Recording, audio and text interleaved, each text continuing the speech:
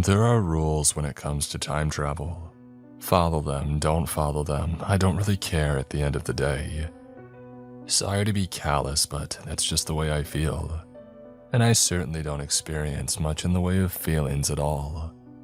Not anymore. Not since I lost Tommy. Not since I saw the embodiment or non-embodiment of that cosmic horror known only as the glassy-eyed man. I'm a shell of myself, and I spend most days wondering why I still cling to life at all. It all started when I traveled back in time. I'll give you this one warning. Don't ever try to change the past. But you won't listen, will you? That's okay. I wouldn't listen either. I'd probably still do it all again, and probably still try if I had the sanity or means to do so. Should you come into possession of the means to time travel, which you very well may if you use the boomerang, then you will want to take precautions. The boomerang will fling you back in time, but then it will drag you back to the present day. You have a window of opportunity, and that is a wondrous thing. But there are dangers to fiddling with the very fabric of reality. It doesn't matter how big or small the things you want to change from your past. You must follow these rules. When you travel back to a given point in time, do all that you must within the first 24 hours because time becomes strange after that. Respect the window of opportunity, as even the slightest change can have dire consequences. You don't want to draw the attention of the glassy-eyed man. Should you draw his attention, do not engage. But I'm not your mother. Do what you will. It's your call should you tread the path that I treaded.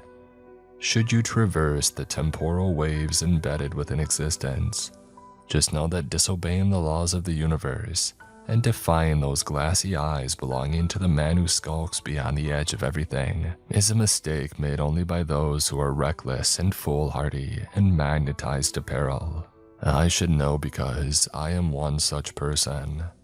What I will do, however, is tell you my tale of horror, and you'll come to understand why some threads of reality are best left untangled.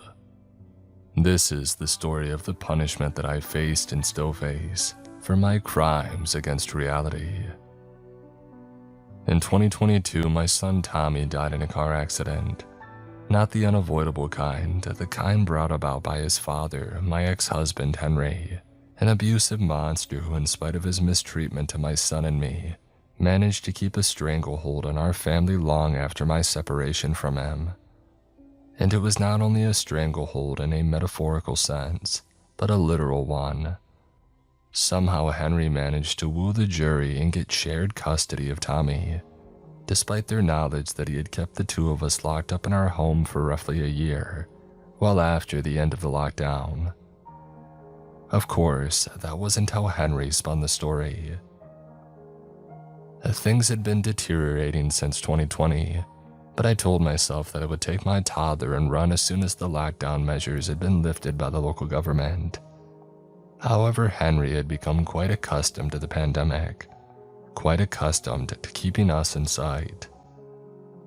The signs of emotional abuse had been there long before that, but the power of locking us up indoors had transformed him into something far worse.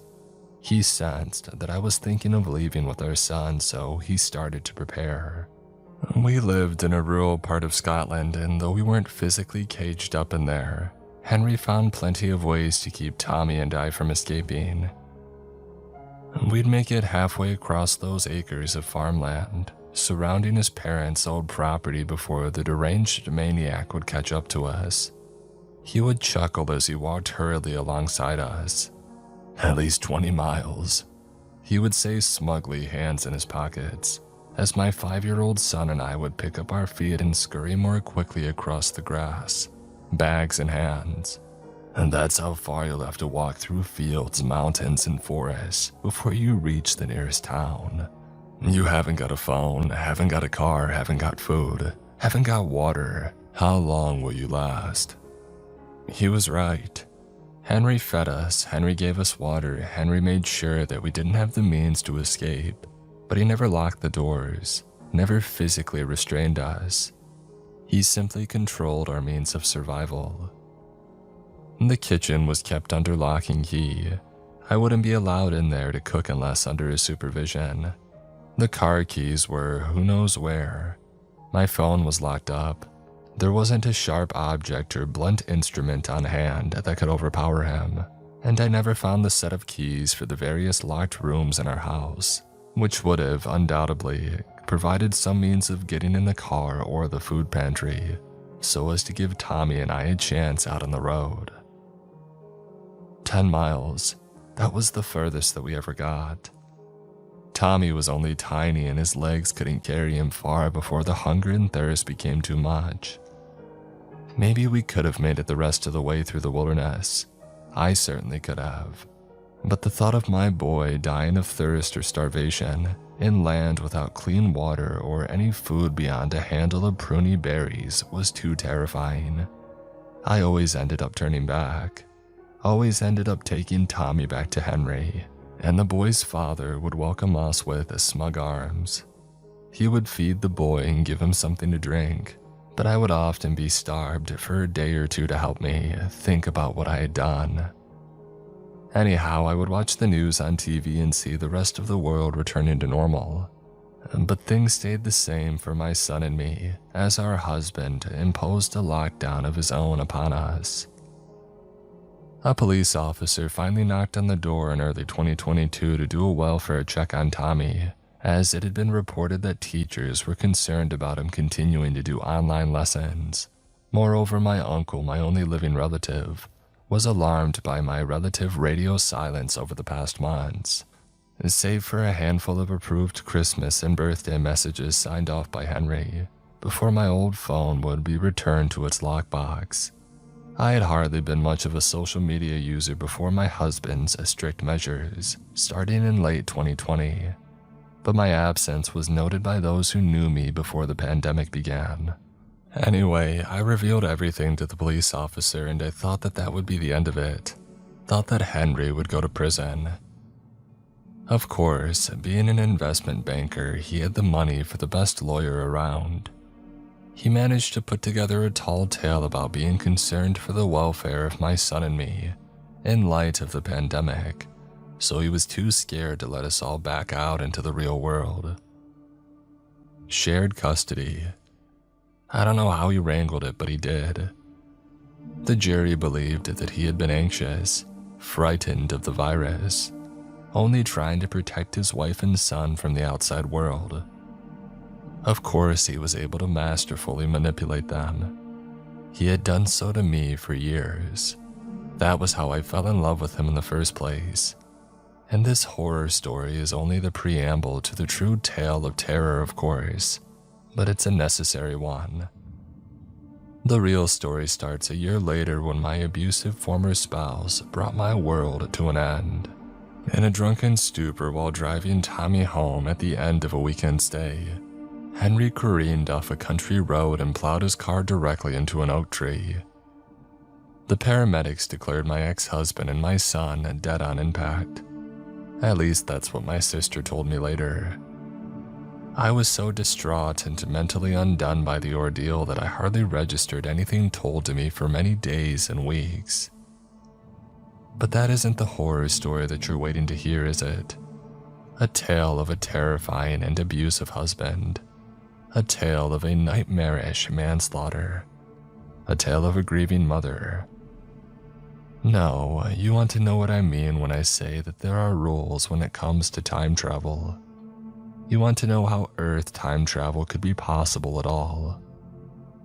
I don't doubt you for doubting me because that was exactly how I felt when Bradley Hall told me the same thing. What did you just say to me? I hissed at my neighbor. Bradley gulped. Listen, Mara, I wasn't trying to. Do you think that it's funny? I wheezed. Do you think that joking around about such a thing is going to put a smile on my face? I'm not joking, Bradley insisted, holding his hands up defensively. He looked frightened that I might lamp him with my balled-up fist, and he was right to be frightened of that. "Mara, you've known me for 10 years. Tell me you know that I'd never be so cruel. And tell me that you know I'm serious. You see it in my eyes, I know you do." I did, but what he had just claimed was impossible. Absolutely impossible. "Bradley, my son is dead," I whispered. "He's not coming back. I don't know what the hell's wrong with you." "Nothing's wrong with me," Bradley promised. "Mara, there's a way to go back and fix things. I know because it happened to me last night. Lisa Monroe, you remember her, right? From the school runs with little Samantha and Tommy back in the day." I became quite pale at the mention of not only my dead son's name, but Bradley's comatose daughter. She had been in the hospital for quite some years, following some sort of bike accident on a nearby road. But then Bradley Hall told me something that simply did not add up with my worldview. "Lisa gave me something, Mara," my neighbor continued, plunging his hand into his trouser pocket.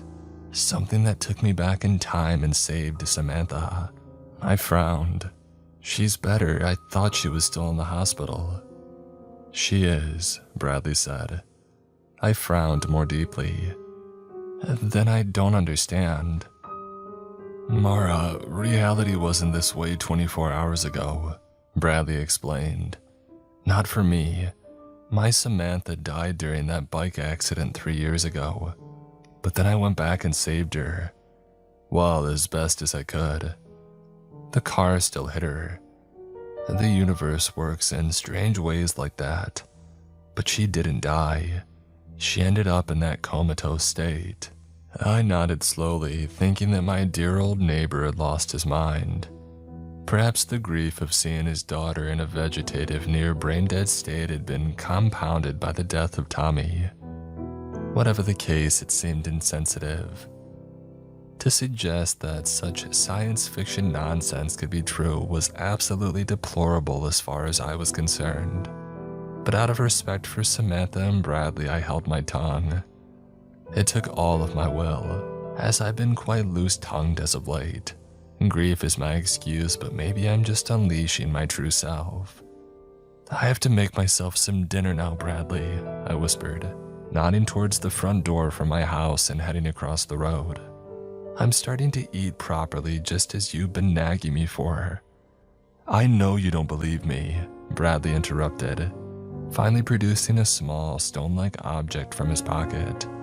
"But take a look at this first, will you?" And then I found myself doing the inexplicable.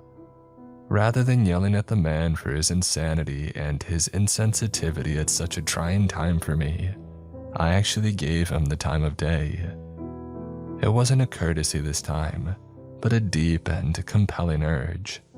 I was entirely transfixed by the little metallic pebble in the man's palm, as if it were speaking to me, calling words at an unheard register, yet something in my brain or body or soul heard.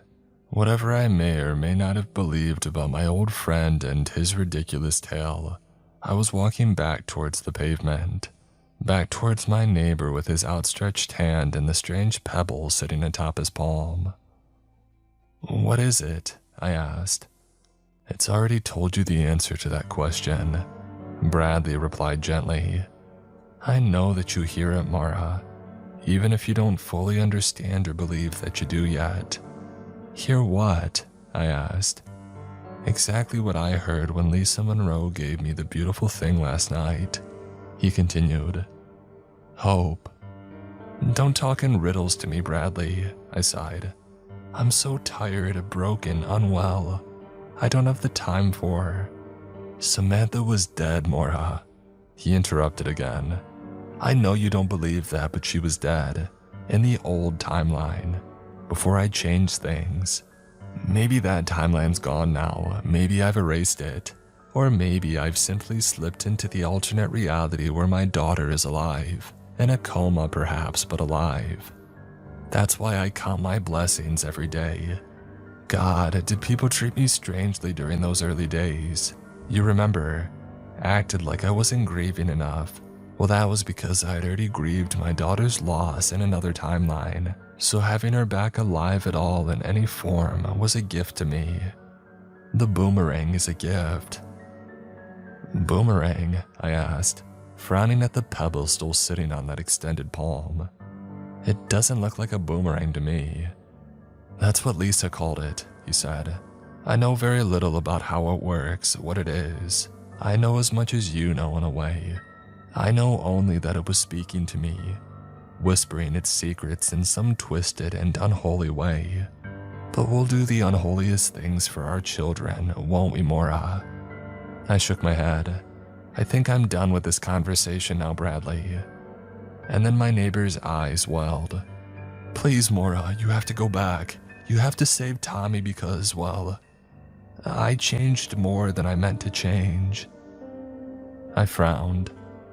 What on earth are you talking about?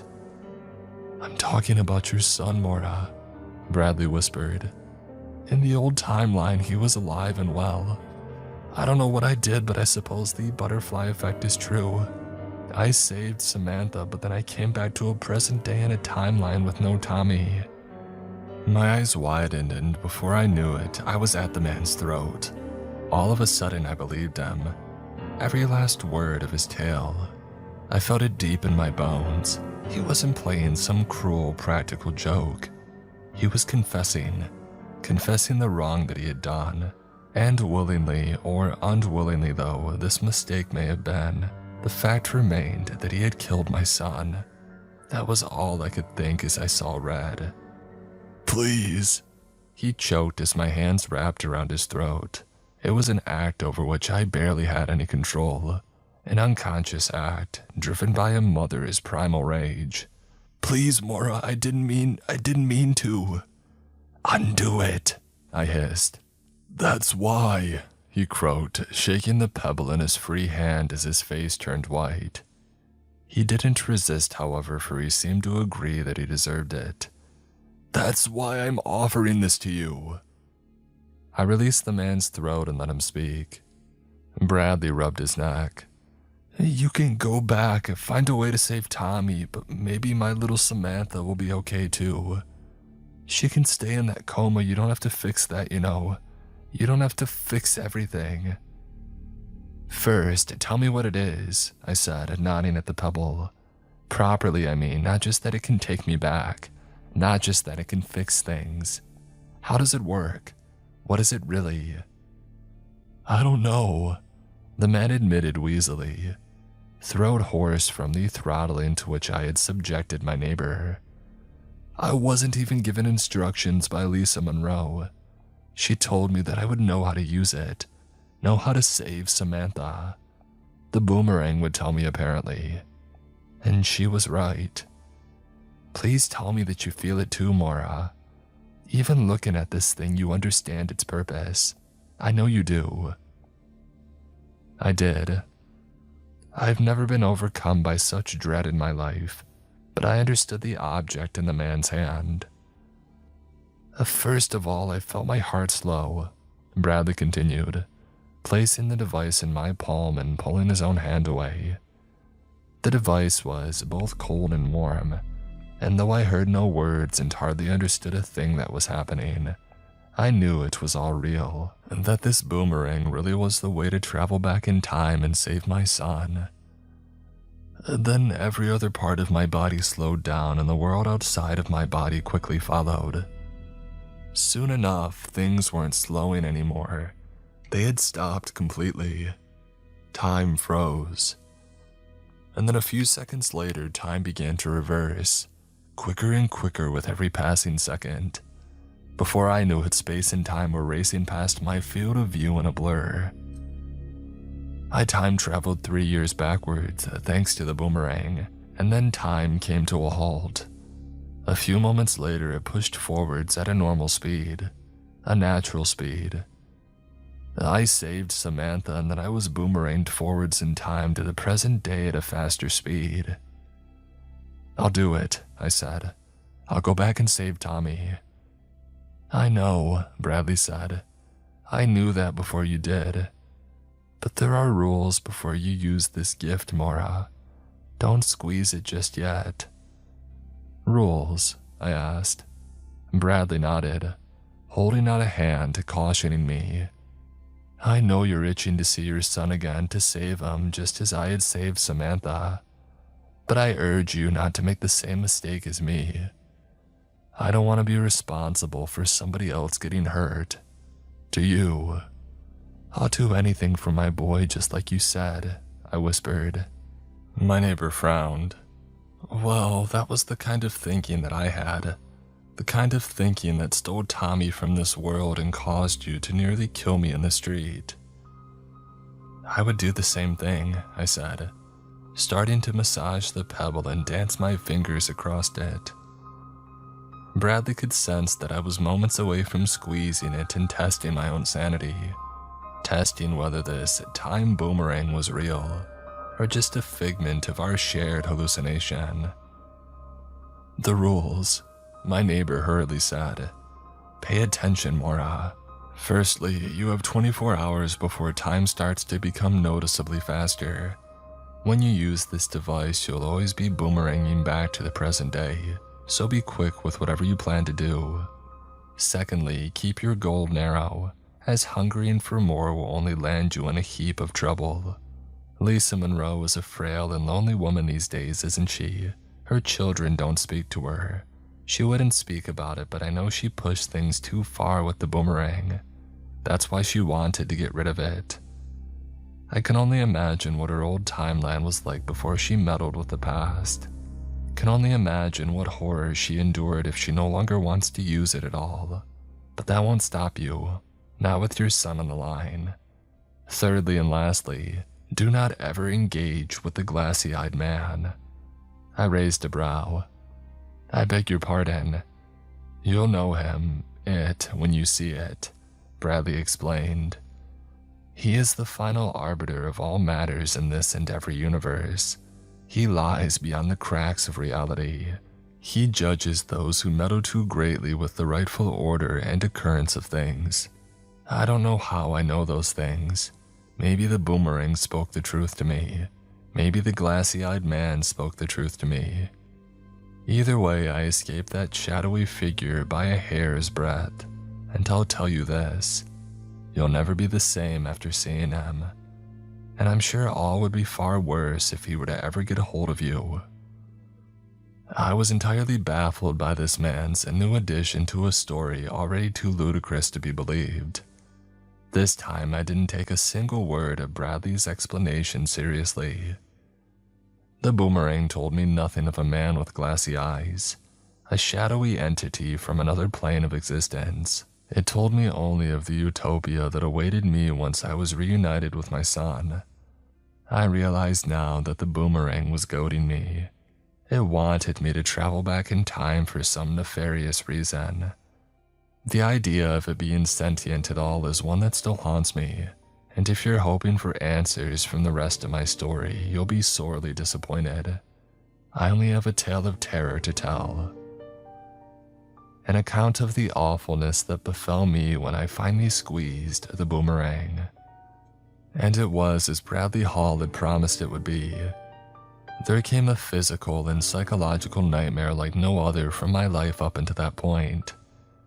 I felt the very makeup of my body begin to grind to a halt, as if I had waded into some dense sludge, as if quicksand itself were gobbling up my paralyzed body and sliding me into its gullet. And there was no denying the truth of the story and the purpose of the device, as the environment surrounding me started to grind to a halt too. Before I knew it, the world had paused, time had paused, and then came the part that left me truly nauseated and disoriented. The clock started winding backwards, and I watched as the timeline reversed, watched as my own life reversed and the boomerang flung me back in time. Flung me back a month, as if it had sensed the exact moment in space and time that I was hoping to reach. The day on which Tommy went to his father's house for the weekend. It was Friday afternoon, 48 hours before Henry would get behind the wheel with 3 bottles of whiskey sloshing around in his gut and drive my son Tommy into a tree. There would be no such turn of events this time. I promised that to myself and Tommy. Wherever he might be on that day from the past, I would burn the whole world down for that boy. And Bradley Hall berated himself for unwittingly sentencing my child to death by altering time to save his daughter. But the truth was that I would have wittingly and quite gladly done the very same thing, if not worse. I would kill for that boy, and I was willing to do so. I wasn't sure whether such a notion was driven by my grief about Tommy, my anger at Bradley, or some manner of supernatural possession from the boomerang in my clenched fist. Whatever the case, I had done it. I had returned to a point in time at which my son was still alive, and I knew that because of what I could see before me. I was standing on the pavement opposite my driveway where I had been talking with Bradley Hall only moments earlier, or a month in the future, I had to remind myself. And dead ahead, sitting on the living room sofa and playing video games, was my 11-year-old son, Tommy. "Tommy!" I cried out as I ran across the road on that warm spring day and tore across the driveway. My feet barely touched the tarmac or the paving slabs as I gunned for the front door. It flung open in my hand, startling my son from the room adjacent to the hallway. He spun around on his seat, and then came the screen informing him that some Fortnite player had just shot him, bringing his battle royale to a close. "Mom!" Tommy huffed and groaned when he had turned back to the screen to see that he had lost. Had not, in fact, claimed a winner-winner chicken dinner. "You scared the poop out of me and made me lose the game." "Language, Tommy," I cautioned with tears in my eyes and joyous laughter on my lips as I rushed towards my son, who from my perspective had been resurrected. "I said poop." Tommy chuckled as I lunged over the back of the sofa and wrapped my arms around him. Mom, what are you doing? Get off me, weirdo." "I love you, Tommy," I moaned. "Okay," my son muttered uncomfortably, finally shrugging me off him. "Is that because I'm going to Dad's house this weekend?" I gulped. There it was, the reason for being there. The thing I needed to fix should I have a hope of saving Tommy's life. "I'd better go unpack my things, actually," Tommy continued, checking the time on his phone. "Dad'll be here in about a half hour or so." "No," I croaked. "Don't go." My son frowned.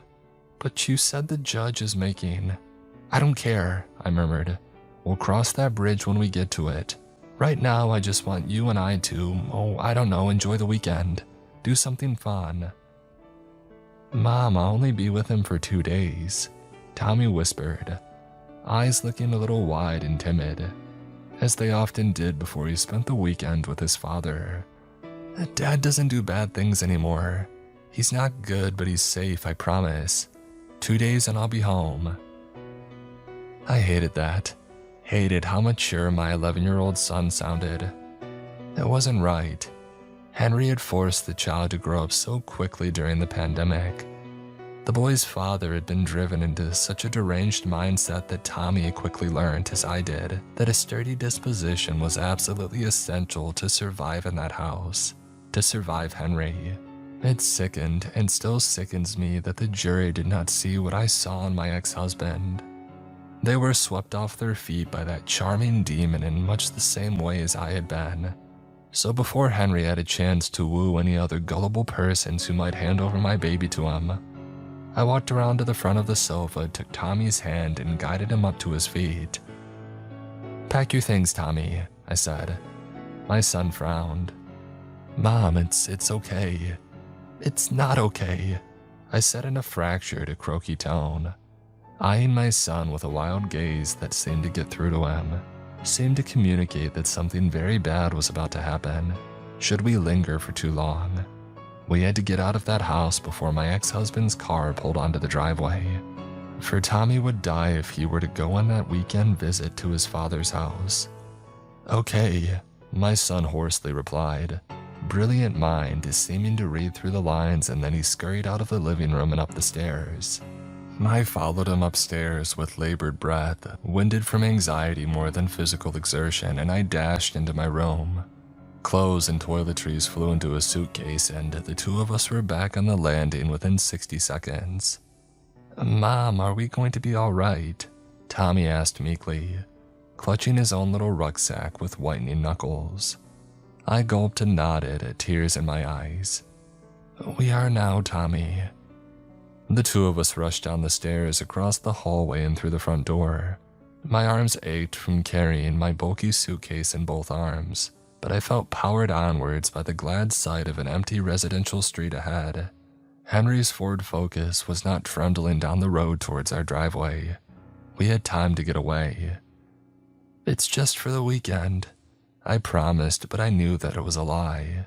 Even if I were to successfully change the past and save my son's life, what then? A few weeks or months from then, it would just happen again. Henry would get behind the wheel with too much liquor in his system. He wasn't ever going to change.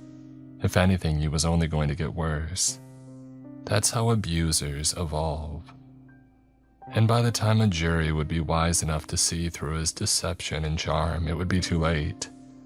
Tommy would die in some other horrific car accident, or perhaps another horrendous form of abuse. Maybe in Henry's own home. Nowhere was safe from that monster. Henry had never laid a finger on his son, but he had come close to doing so to me. One night, in a drunken rage, he raised a hand which quivered in the air. He had been considering it, sending the back of his hand across my cheek. He had resisted the urge that day, and Tommy and I made it out a few weeks later. But it was only a matter of time before Henry discovered that part of himself. The part that transcended acts of emotional abuse easily redressed and justified to the gullible jurors of the Crown Court. The point was that I realized we couldn't just run away for that weekend. I didn't care about the court-mandated shared custody of our child. I had to save Tommy's life for more than just a handful of days. I had to save him from his father for the remainder of his days. But the boy didn't need to know that. As much as he feared his father, the child would have likely been conflicted about being torn away like that. I was just grateful that he was climbing into the car with me and agreeing to skip the weekend with his dad. "Where are we going, Mom?" Tommy asked. I shivered as I started the engine. "I don't know, kid. On a road trip, I suppose." We followed town roads, country lanes, and motorways across the country, traveled for hours and hours into the night. As we drove, I ignored the notifications on my phone, which clung to the inner windscreen above the dashboard. The messages and missed calls from Henry overlaying the Google Maps app, which was displaying no destination at all. It was only open out of habit. Eventually, I searched for nearby Holiday Inns and I selected the closest one. "Shouldn't we answer?" Tommy asked as we pulled into the car park and Henry called for the 13th or 14th time. I shook my head. "No, Tommy, we shouldn't. Your dad isn't safe to be around right now." My son nodded and sniffled. Tommy had been a single-digit age when we last lived with his father, but he remembered how Henry had been when he was angry.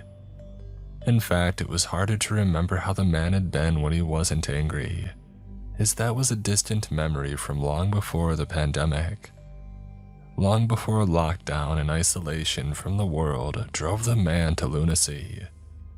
Or at least brought out the lunacy that had always been burgeoning just a tad beneath the surface. I sleepwalked through booking the room, taking the key card from the receptionist, and leading my boy up to the second floor with our things. I had sleepwalked through the entire road trip to that town, whose name I could barely remember. I checked Google Maps on my phone, as ridiculous as that sounds, to see where we were. Some town called Heavens. Do you know, I don't remember. It wasn't important. Nothing was important to me but my son. And I'm sure you're all listening with wide ears as I talk about the impossibility of having traveled back in time. thanks to a tiny silver pebble which was sitting in my pocket. But I wasn't thinking about any of that. Cosmic impossibilities of science fiction or supernatural proportions, they pale in comparison to the primitive elation of being reunited with one's own child. It was an indescribable feeling. Once we were locked safely in that hotel room and I felt that I could breathe again, I let the tears flow. My boy Tommy was alive, and I was going to make sure that he didn't end up in that car with his father on Sunday evening, that he didn't end up crushed in a heap of metal and tree bark. "Mom, why are you crying?" Tommy asked, having dumped his rucksack on his bed and come rushing over to me to offer a hug. I tightly embraced my boy and answered through sobs, "Oh, I was just scared, Tommy, but we're safe now. You're safe now." "Thank you, Bradley Hall," I whispered after my son and I untangled from our embrace, and I looked down at my pocket, at the pebble shape protruding through the fabric. "I forgive you now, Bradley. You did what a father must do for his girl, and I did what a mother must do for her boy. You saved your Samantha, and I saved my Tommy. We both got what we wanted, and we didn't break any rules. We toed the line, sure, I won't lie about that. We changed things. Mankind wasn't built to travel through time, but we're okay now. We're okay because we didn't get greedy. Now the universe can leave us alone, and we can leave it alone.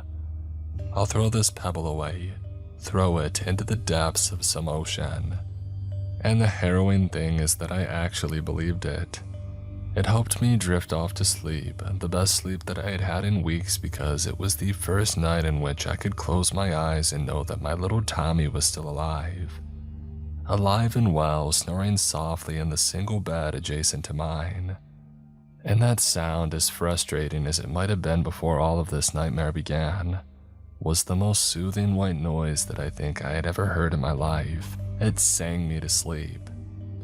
A wheezy lullaby that took me to the land of Nod, took me into a dream of black, endless black, and there appeared to be something drowning in that black sea, but it wasn't drowning at all. Only helpless things drown. No, this thing was swimming, and it was two things actually. Two round, white things like little pebbles floating to shore, floating towards me. The woman who stood in the darkness and looked down at the lapping, frothing tide of darkness, bringing those two white, not pebbles, I realized in horror. The two things were sticking too firmly together, as if bound to the same thing, and they were bound to the same thing. They weren't pebbles at all, in fact, but eyes, glassy eyes. Glassy eyes of some black thing that barely had a form in that black place. But I realized that may well be its form. A formless thing trying its best to present itself in a tangible physical way to a mortal being living in a tangible and physical realm. I don't think this thing had a shape or even had eyes, but I knew its name. The glassy-eyed man. And then I awoke in a sweat. I was sitting upright and glancing around the black room. Tommy was sleeping soundly in the bed next to mine, and I reached for the bedside table to see the time. 3:34. Of course it would be such an unholy time like that.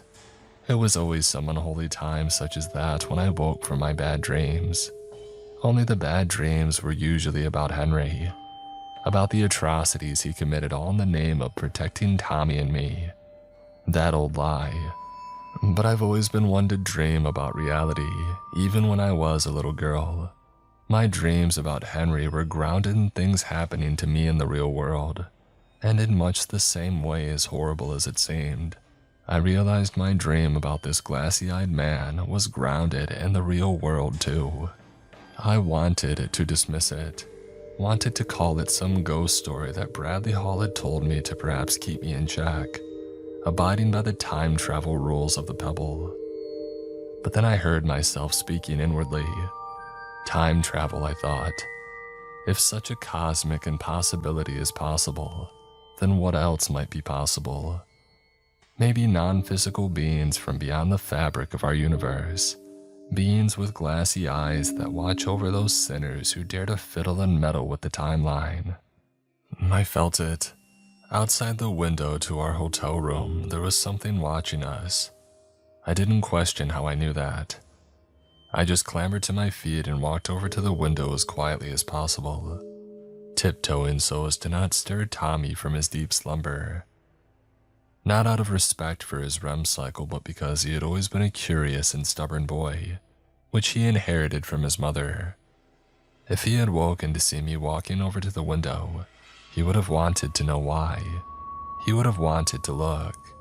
And I knew even before I looked that Tommy should not see what I was about to see. I parted the drapes in the middle ever so slightly, just enough to poke one half of my face through the opening and look out at the car park below with one eye. The world outside was black, save for a few lampposts illuminating the small Holiday Inn parking area, consisting of about 40 spaces in 4 rows. And standing on the road at the middle of it all was something revealed boldly and brashly by the artificial light, yet not boldly at all. For this was not a thing that could be revealed. I had already learned as much from my terrible nightmare. It was the glassy-eyed man. He was standing, a silhouetted figure with 2 blazing white pinpricks on what may have been his face, and he was looking up at our second-floor hotel room window. Looking at me if he could look at all, if he had eyes at all. As I say, it was the strangest thing, and that's the most pleasant way in which to put it. The truth is that I've only ever been more terrified when recalling that moment, because the greatest horror is that the man is near impossible to remember. It's as if my brain has scrubbed whatever it knew of the glassy-eyed man's appearance from my brain. There had to be more to him than a silhouette and white eyes. There had to be. Maybe if so, his appearance had to be scrubbed from my memory bank to save my very sanity, to save my very soul. I put a hand to my mouth and stumbled back from the curtains, letting them pull shut, and as I backed towards my bed on knocking knees, trying desperately to tread carefully so as to not wake Tommy, I felt a strange sickness come over me. It was a peculiar thing to feel so scared by a figure standing still at night.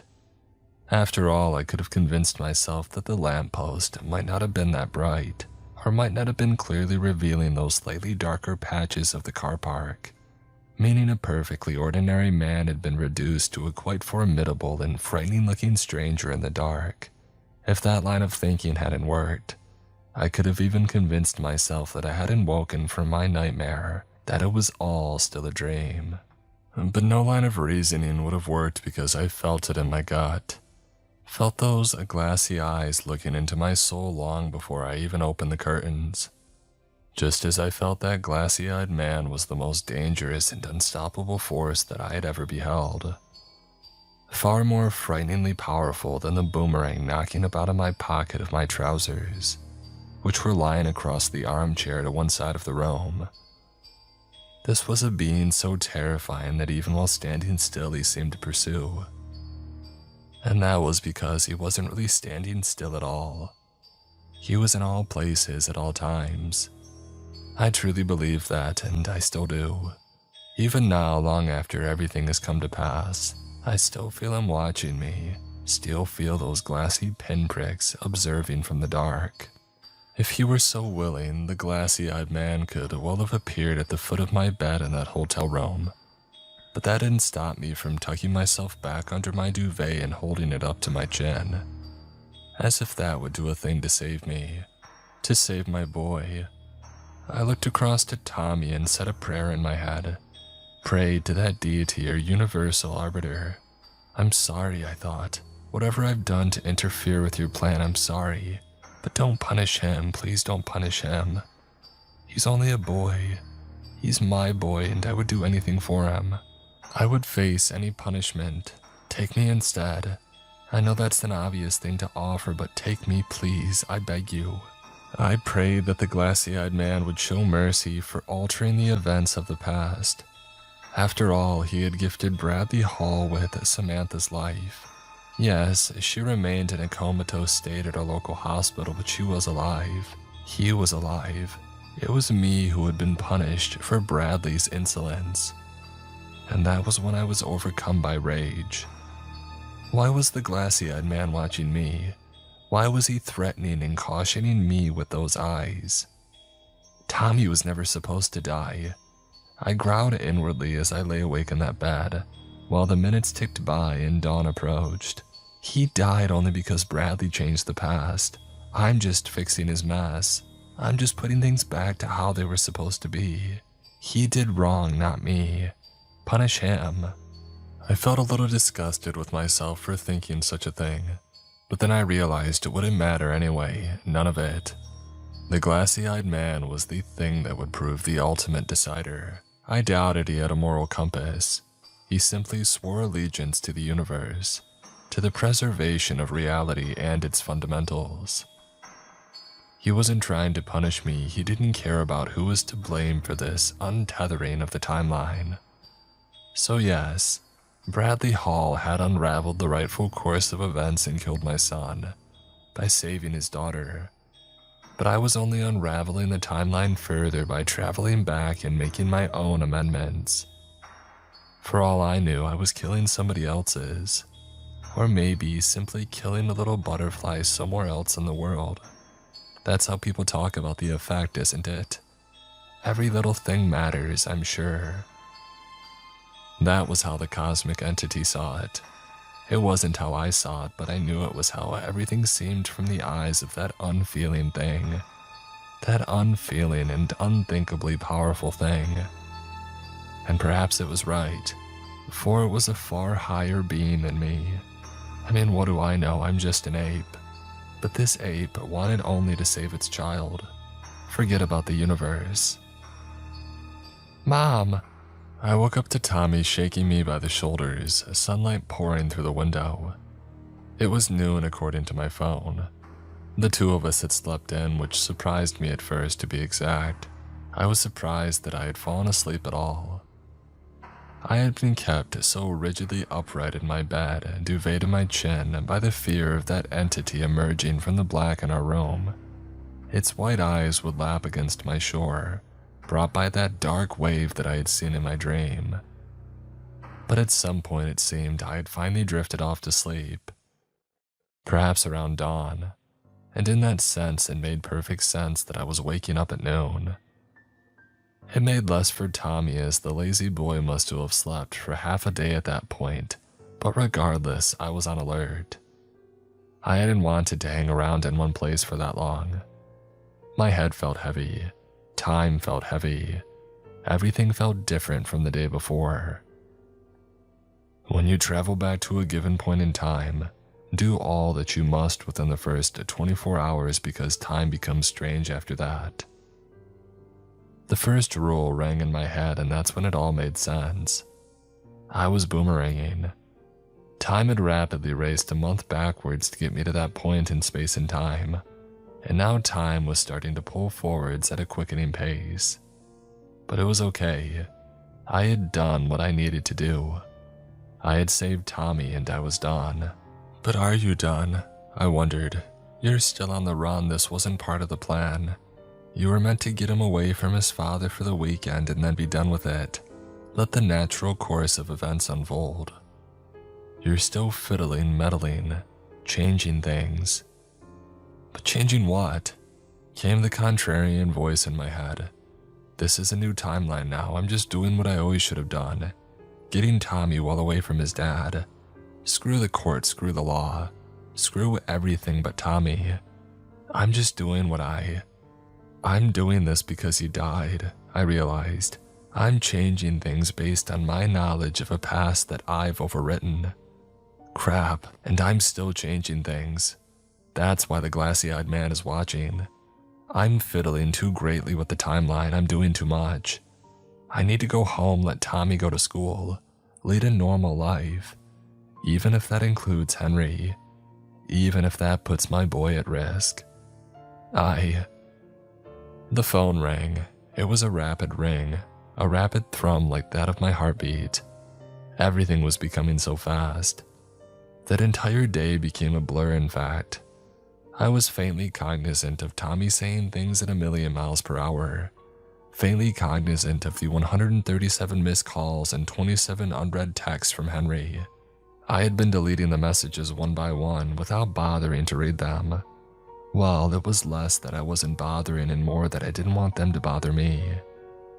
But in the blur of speeding up time, I read one notification that stood out over the others and pained my heart sharply. If you won't do it the court's way, we'll have to do it my way again.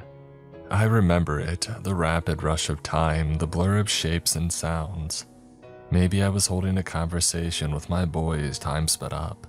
Or maybe I became a zombie like Husk, hurrying us into my car and heading back on the road to take us far away from Henry.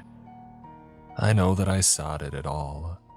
Sodded the sensible part of my brain telling me to get Tommy home and start leading a normal life again. But I threw caution to the wind, threw the rules to the wind. And I remember one other thing. I remember driving down a dark country lane that night, the environment rushing past in a blur, and then swerving around a figure in the road. A figure with eyes like headbeams blinding me from the other side of the road. Maybe it was just another car coming the other way. I'm sure that's how Tommy saw it. I'm sure he was simply grateful that I saved our lives. But I know what it really was and who it really was. The glassy-eyed man. He was watching and he was getting closer because I was trying too hard to fight the will of the universe. I needed to let things be as Bradley had with Samantha. The universe had granted him his daughter's life, though she had ended up in a comatose state. Maybe the same would be true for Tommy, but I felt sick at such a thought. Sick at the idea of leaving his fate up to some higher power. Sick at the idea of relinquishing control to something greater than me. I knew the glassy-eyed man was trying to reach and punish me for meddling with the timeline, just as Bradley warned, but I didn't care. My head throbbed as we swerved past him, but I didn't care about that either. Tommy's voice jabbered at a speed far too quick to untangle, words far too high-pitched and sped up to discern. All I thought was that I needed to get us far, far away from that thing in the road. The road and the world and Tommy's questions about where we were heading next on our flee across the country. All those many facets of reality started to blur together and become deafening noise and blinding color. And then reality's mad dash forward in time became too quick to follow it all.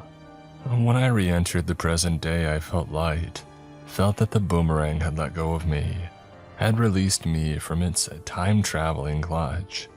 I was normal again, the world was normal again. These were the lies that I told myself as I smiled, teary-eyed, at the young boys sitting on the bed opposite from mine. There we were in another hiding place, another hotel room, another day of a long month on the run. But we were safe and we were alive. He was safe, he was alive, and that was all I truly cared about. But the new timeline was worse than I could have imagined. You see, as much as I told myself and my son that we were running from Henry, only I knew the truth. That we were running from something far greater and far more terrifying. Something with a purpose that would not be denied. Not by a mother, no matter how strong her will. And worst of all, we were running from something that could not be outrun. And these were the facts that came rushing back into my brain as it caught up to the past month of the new timeline. The 4 weeks through which I had rushed at an unbelievable speed, and assumedly acted normally, made the decisions that Mara would usually make, thought the things that Mara would usually think. It was a time travel hangover in a sense. I was just picking through the fog and haze of the night before to remember what had happened. Only it wasn't a single night that I was trying to remember. It was an entire month. And it wasn't a hangover that pounded through my every waking thought. It was a nightmare during which I had defied the very laws of the universe. Firstly, I remembered that we were on the run, as we had been for those past 4 weeks. We hadn't returned home because Henry would find us. We had been living out of hotels, and even my compact, insufficient Fiat 500 on a few occasions. Family and friends had been trying to contact me every single day. I had missed calls and messages from more than just Henry, as people were worried about where I had gone. Some were worried that Henry had done something to me. Nearly all of them knew that he was to blame in some way. They just didn't know how. They knew that was why I'd run, and that was enough. But as that last, hazy month returned to my memories, I recalled there was more than that. I had to take out cash and start paying for small, family-run bed and breakfasts that way, as the police were looking out for my name at hotels. I had been reported missing and as having essentially kidnapped my son. Henry had the law on his side, which was a dangerous thing with a monster like him. Loved ones offered to hold us up. Uncle Brian used to be a lawyer, and he left a message saying that he would be able to help me out of this mess. He just wanted to see Tommy and me safe. I know that he was telling the truth. I know he likely would have been able to help me in court, but he wasn't able to stop Henry from getting custody of Tommy in the first place. And even if my abusive ex-husband could be placated, all would not be well. I was constantly on the move because I was afraid that, should I stand still for too long in any one place, I would come face to face with the glassy-eyed man, that monster seeking to punish me for altering time itself. My memory of the new timeline was fuzzy, and it felt as if somebody else had been living it. I know that it was me racing through time thanks to the boomerang and living those days, making those decisions, thinking those thoughts. It all just feels like somewhat of a dream. It's impossible to explain, and I really wouldn't want any of you to understand. I'm just hoping my story is sufficient to deter you from ever getting your hands on a boomerang and trying to change your past too. You see, it may seem as if I had it all. I saved Tommy, kept him alive in the present. But that day I made it back and started to experience time again is the day that the nightmare came to its hellish conclusion. One night in yet another hotel room, my son and I both woke to the sound of shouting and yelling and hollering coming from outside the window. This time, we were on the ground floor of what was a rather titchy bed and breakfast with a rather titchy car park outside. I didn't feel as safe, didn't feel as sheltered from the outside. And with Tommy sitting upright in his own bed, shivering in the dark, I felt even more vulnerable. "Go back to bed, Tommy," I pleaded as a man yelled outside. "Please just..." "That's him, isn't it?" Tommy whimpered, eyes teary. "Mom, I told you that we should just go to the police. I told you that running from him was only going to make it worse. And now he's going to hurt us. Or worse, take me away from you." "There's worse than even that, Tommy," I thought, heart thumping as I climbed out of bed. "Something worse than Henry. Something that won't just take you away from me, but take you away from the world itself." I didn't say any of that aloud. Didn't have the strength to say any of it aloud. I walked over to the window and drew the curtains again. This time, as I had feared and Tommy had already distinguished from the familiar voice, it wasn't the glassy-eyed man. It was indeed Henry, and he was screaming, "Mora, Tommy!" And then his voice lessened a little and he cleared his throat. "I love you both, okay? I'm not angry. I don't care what you've seen online or in the news, I'm not angry. I don't blame you for going crazy. I just want you to get the help you need. Now come out here and come home with me. You and Tommy, come on. We need to go." I whispered to my son, and I smiled a little as I saw him already starting to pack his bag.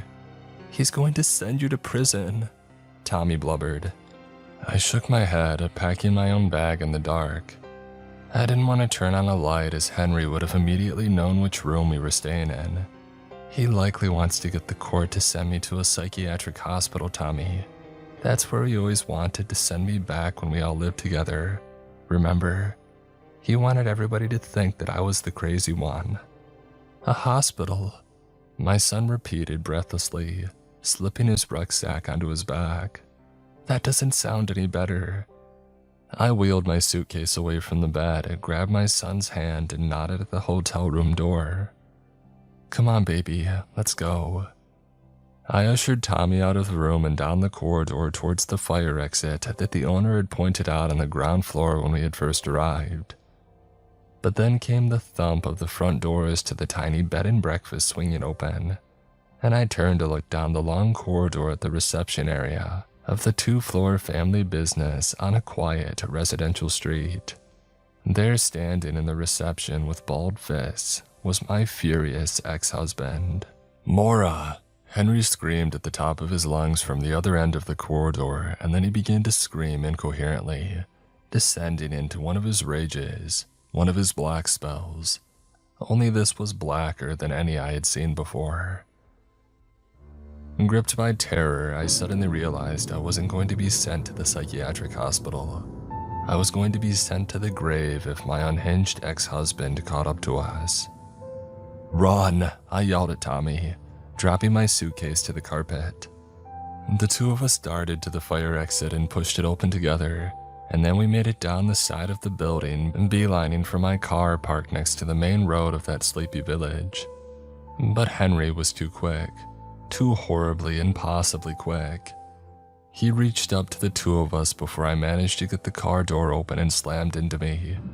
I screamed out in pain, hand and wrist crumpling against the metal bodywork of my car. There came cracking bones with the screams, and multiple bones fractured in my hand, wrist, and arm. But I didn't notice any of that at the time. I was too busy turning to face my attacker and ensuring that he was far from my boy. My beautiful, brilliant boy who didn't want to be far from his monstrous father, didn't want to leave me to fend for myself. "Leave her alone!" screamed my 10-year-old son as he charged at Henry. The boy wailed at his father's side, lamping him with limp, boyish fists that weren't tough enough to even leave a dent in the 6-foot-tall brute. And all that happened next happened in a flash too quick for me to stop. I managed only to cry out, "Wait!" as Henry turned away from me and towards his boy. The man had a fogginess in his eyes that made me wonder for a haunting moment if it were really him at all. I think about it all the time, in fact. Think about how his eyes had glazed over. The memory changes every time that I reflect upon it, but there have been times when I've been absolutely certain, and I was certain at the time too. Certain that the white pinpricks of the glassy-eyed man were sitting in the skull of my abusive ex-husband. "No," I whispered. A BMW was hurtling down the village's main road at a too rapid pace. It was 11 o'clock on a Monday evening. The streets were otherwise devoid of life in that nothing ever happens here village. But of course there was a car on that road at that moment. As Henry, puppeteered by a horrifying entity from beyond the bounds of the universe itself, yelled primally and pushed our son out into the main road. The BMW's brakes squealed, but it was fruitless. The boy went under the wheels and the vehicle lurched upwards as it rolled over him. I remember very little from the black fog which followed. A grief thicker and heavier than the one that I endured the first time Tommy had died. Not just because I witnessed it with my own eyes, but because it happened in such a horrific way, and because I had been powerless to stop it. I remember vaguely attempting to squeeze the boomerang while screeching in torment, but the device didn't take me back in time. Not even when I squeezed hard enough to leave black and blue bruising on my palm. My first memory after it all was this psychiatric hospital, which is now my home. It was many weeks later by this point, and I had been practically catatonic during that time. Of course, I had found my way here. The irony of ending up where Henry had wanted me to go isn't lost on me. He, of course, is rotting in prison for murdering our son. Whether he did so of his own volition or under the influence of that creature with glassy eyes, I do not know, and I do not want to know. The boomerang is gone, Henry's gone, Tommy's gone, and I feel as I've lost more than I did the first time because I'm not just a shell this time. I'm a shell possessed and haunted by that glassy-eyed man from beyond the bounds of the universe. He keeps watch over me, even after I let the boomerang drop to the floor of the hospital many days ago now. It was taken away by some business person visiting their relative. It's gone now. Why won't the creature leave me alone? And why won't somebody just let me die? And this is hell. I'm living in hell.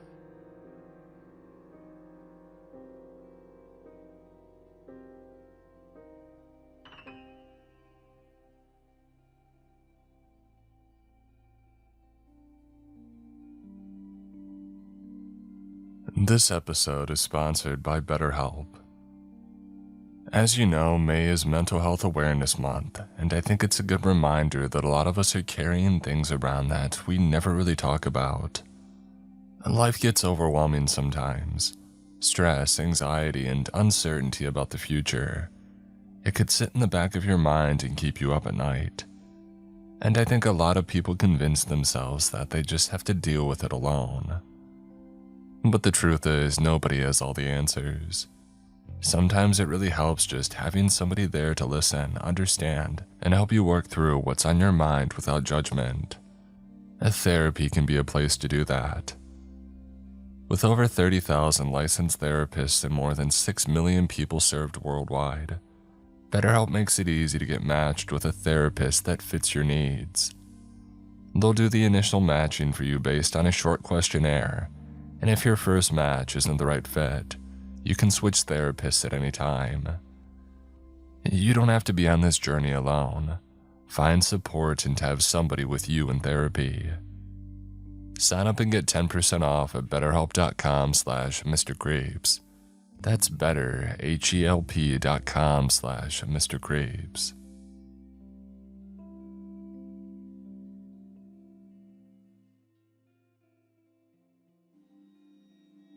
Have any of you ever wanted to go back in time?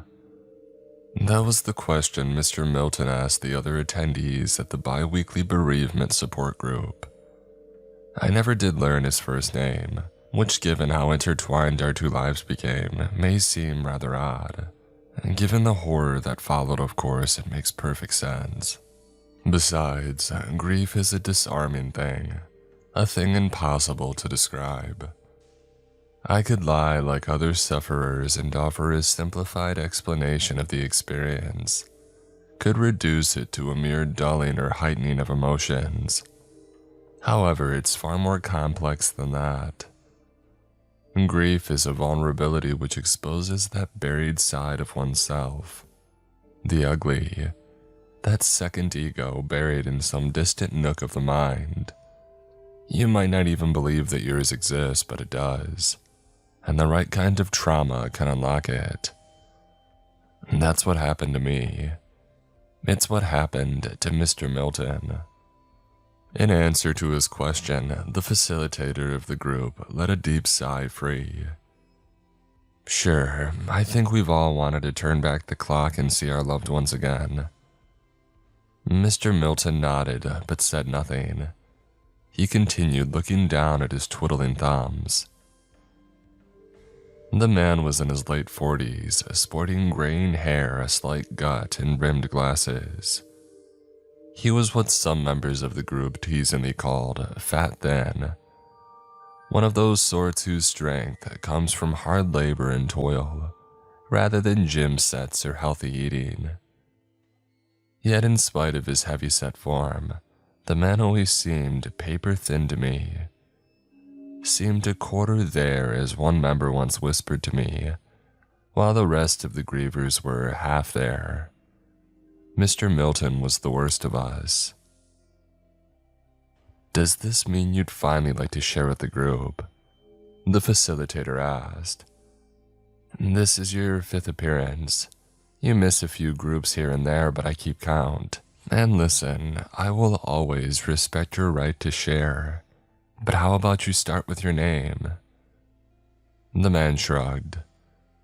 Mr. Milton will do. Well, that's fine, that's great. It's just nice to hear you speak. Well, Mr. Milton, would you like to tell us a little bit about yourself? No pressure, of course. Mr. Milton grumbled. I think I'd rather listen. I find it immensely helpful. Take Sarah, for instance.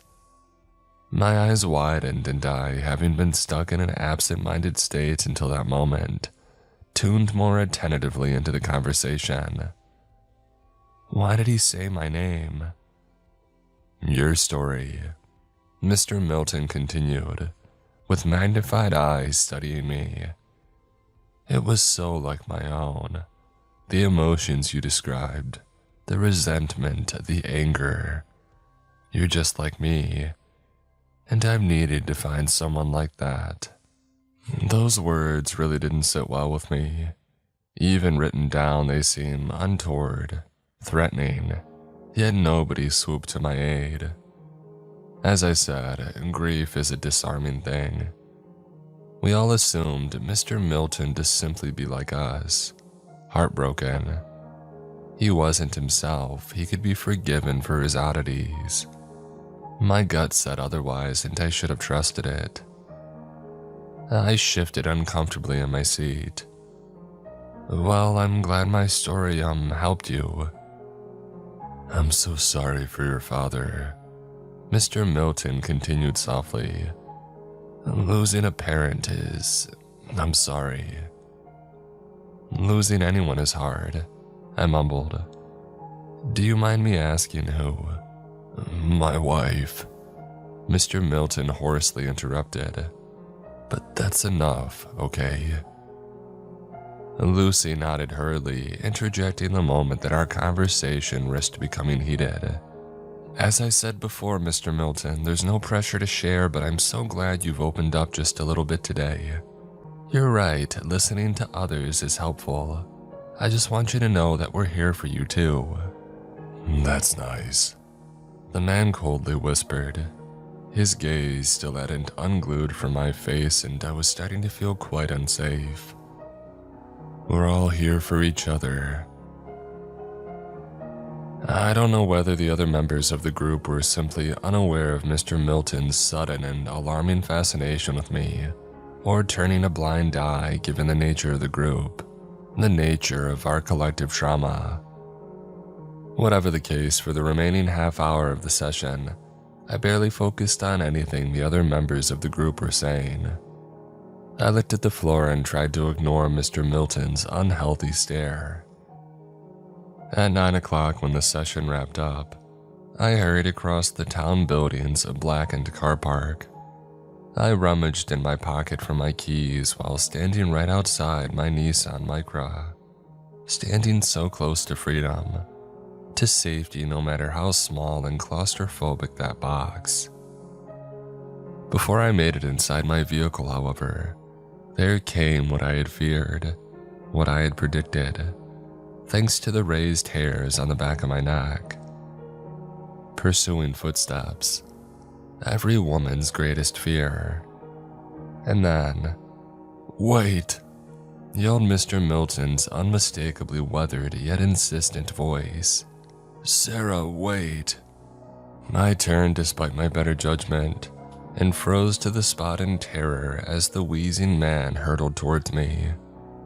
"And this is how I go," came that timid and resigned and terrified voice at the back of my mind. Thankfully, he came to a stop about 3 or 4 feet away from me, panting heavily with hands against his knees. "Are you okay?" I asked weakly, thumbing the button on my car key. I winced a little at the digital bleep, scared that I might elicit some sort of aggravated response from the man before me, that he might become angry simply because I had been trying to run away. But he was focusing on something else. He was a single-minded man. "Oh, blimey, you move quickly," Mr. Milton spluttered. "Listen, I wanted to ask you something." "I have to get home," I choked out, fumbling with the driver's handle behind my back. I watched other members of the bereavement group flock to their vehicles, which settled me a little, but I was aware that the car park would soon be empty, save for Mr. Milton and me. My heart was thumping in my chest. I had to escape while there were still people around. The man struggled to catch his breath. Look, I see that you feel apprehended, but just hear me out. Golly, I'm winded. My mom's waiting for me, I croaked, clicking the door open. It wasn't a lie. I moved back home after Dad had died, as I was worried about my mother living on her own. She had been severely depressed. And then I continued. I would be happy to talk during next week's support. You and your mom need what I'm offering, Mr. Milton half barked. I didn't like the sound of that at all. And most frightening of all, not a soul in the car park seemed to notice. They hadn't noticed my discomfort in the well-lit meeting room, so why did I expect them to notice me in an unlit car park? And before I had a chance to respond, have you ever wanted to go back in time? Mr. Milton asked softly, repeating the question from the group. I gulped. I'm going to get into my car now because I don't feel comfortable, okay? Wait, just wait. It wasn't a rhetorical question, the man said, hurriedly fishing around in his pockets as I lowered myself into the driver's seat. Slow and steady movements seemed safest. Before you shut the door, just take a look at this. I don't know why I kept the door open. I've never been a curious sort, never more curious than anxious at any rate. Yet on this haunting night, since this strange man had set his sights on me in the meeting room, I'd felt different, felt something awaken within me. That was the truth that I hadn't wanted to admit to myself. Below my fear, I was desperate. Desperate to know why Mr. Milton kept talking about time. In all honesty, from the moment that he asked the group that question, I had already known the truth. That, much as he had claimed, it wasn't rhetorical. And when I eyed the little metallic pebble in the man's palm, I felt something stir and shift deep within me. Felt confirmation that I had been right to push through the terror and give this man the time of night. I don't know what I believed in that moment, but I didn't shut the door. This has to mean something, I told myself. As afraid as I felt, I still reached out and took the device from his hand. What is it? I whispered, wanting confirmation that my churning stomach had the right idea. I think you know. He replied gently, taking a knee outside my door and bringing his face closer to my level. You feel it, Sarah, just as I did when I took it. My eyes enlarged. Took it? The man nodded. 5 weeks ago, I had finally returned to the sales office from bereavement leave. I didn't want to go back to work, but it turned out to be a blessing from the universe. You see, I spotted this object dropping out of a man's pocket. An important man, a contractor from some. Well, I'm not supposed to talk about it, but I knew somehow that I was looking at something which would fix me. So yes, I took it. And I need you to stop pretending, Sarah. I know you want to take it too. You feel it. That's why I chose you. Chose me, I internally repeated, face likely turning a ghostly white. My fear reflex was trying to kick back into action, but I was intoxicated by the stone-like item in my palm. Tears trickled down my cheeks. It's a way back. Yes, Mr. Milton whispered. I somehow understood the device just by looking at it, just as you do now. Like it was calling to me, like something from time itself was calling to me, calling me towards the thing. It's impossible, I whispered, hand trembling as I sat in that driver's seat, eyeing the smooth and silver stone in my hand. Is it a piece of technology or something else? The man shrugged. I don't know. You seem to know very little, I said. I know that I squeezed it, he replied, placing a hand over mine to wrap my fingers around the device. It slowed my heart, slowed every organ in my body. The world around me came to a crawl and then a total stop. And after a few moments of pause, the chain of time started to pull backwards, slowly first, then at a pace too blindingly quick to follow. Time raced a year backwards and finally slowed to a stop again. I had reached a time at which Liv was still around. And for 2 blissful days, time passed at a normal rate. I got to relive those hours with my darling wife. But then to my horror, time sped up again. Days and weeks and months raced forwards until I returned to the present day. 5 days ago, right when I had started. I call it a boomerang. It'll fling you back in time, but you'll always be pinged straight back to the starting point. There's no clinging to the past. The boomerang always comes home. I paused for a few moments, trying to listen to the logic that would refute this man's tall tale, but I felt it. He was right. There was something in the device here from time itself that called to me. Why wouldn't you change the past? I asked. The man grimaced. Liv died of stage 4 cancer 6 months ago, Sarah. There would be no saving her even if I were to go 10 or 20 years back in time. It's an inevitability. I can only keep going back 12 months to enjoy a little more time. I may be rewriting the timeline with each trip, but I remember it all. If there were a way to beat the boomerang and stay for more than 2 days at a time, I would take it. What do you mean? You can just keep using this forever. You'll get to see Liv again and again and again. I said, feeling my skin warm as Mr. Milton held my fingers around the little pebble. I was too awestruck to feel immediate fear, but it was there, lurking beneath. He was far too forceful about me holding onto that thing.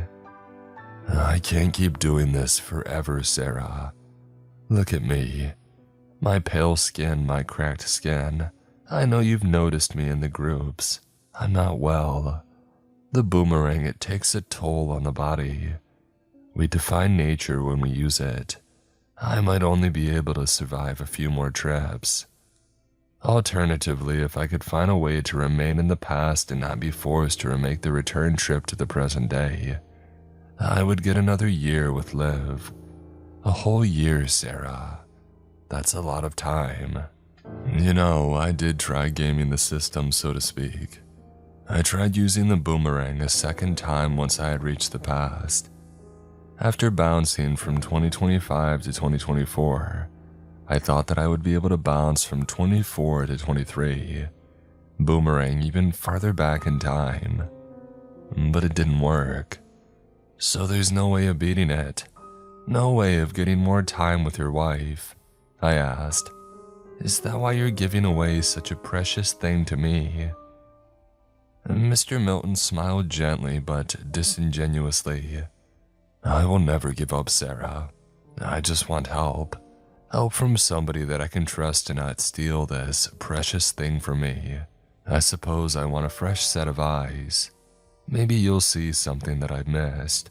Some way of spending more time with Liv. Of course, you're right that taking a short break might be good for me. Maybe my body will heal. Maybe I'll survive several more trips with the boomerang. Get more time with her. So what do you say, Sarah? Do you want to use it? How could I say no to even a second of extra time with my dad? I asked. Upon my acceptance, Mr. Milton became a little teary-eyed. I've spent weeks looking for someone to help. You've made me happier than you'll ever know, Sarah.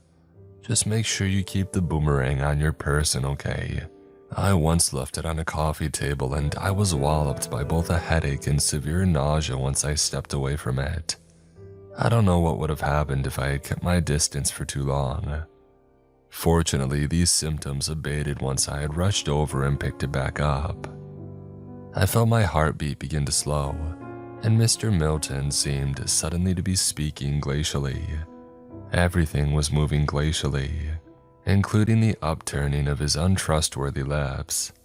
"It's happening, Sarah. You'll see your father soon. You said that he died in October of 24, right?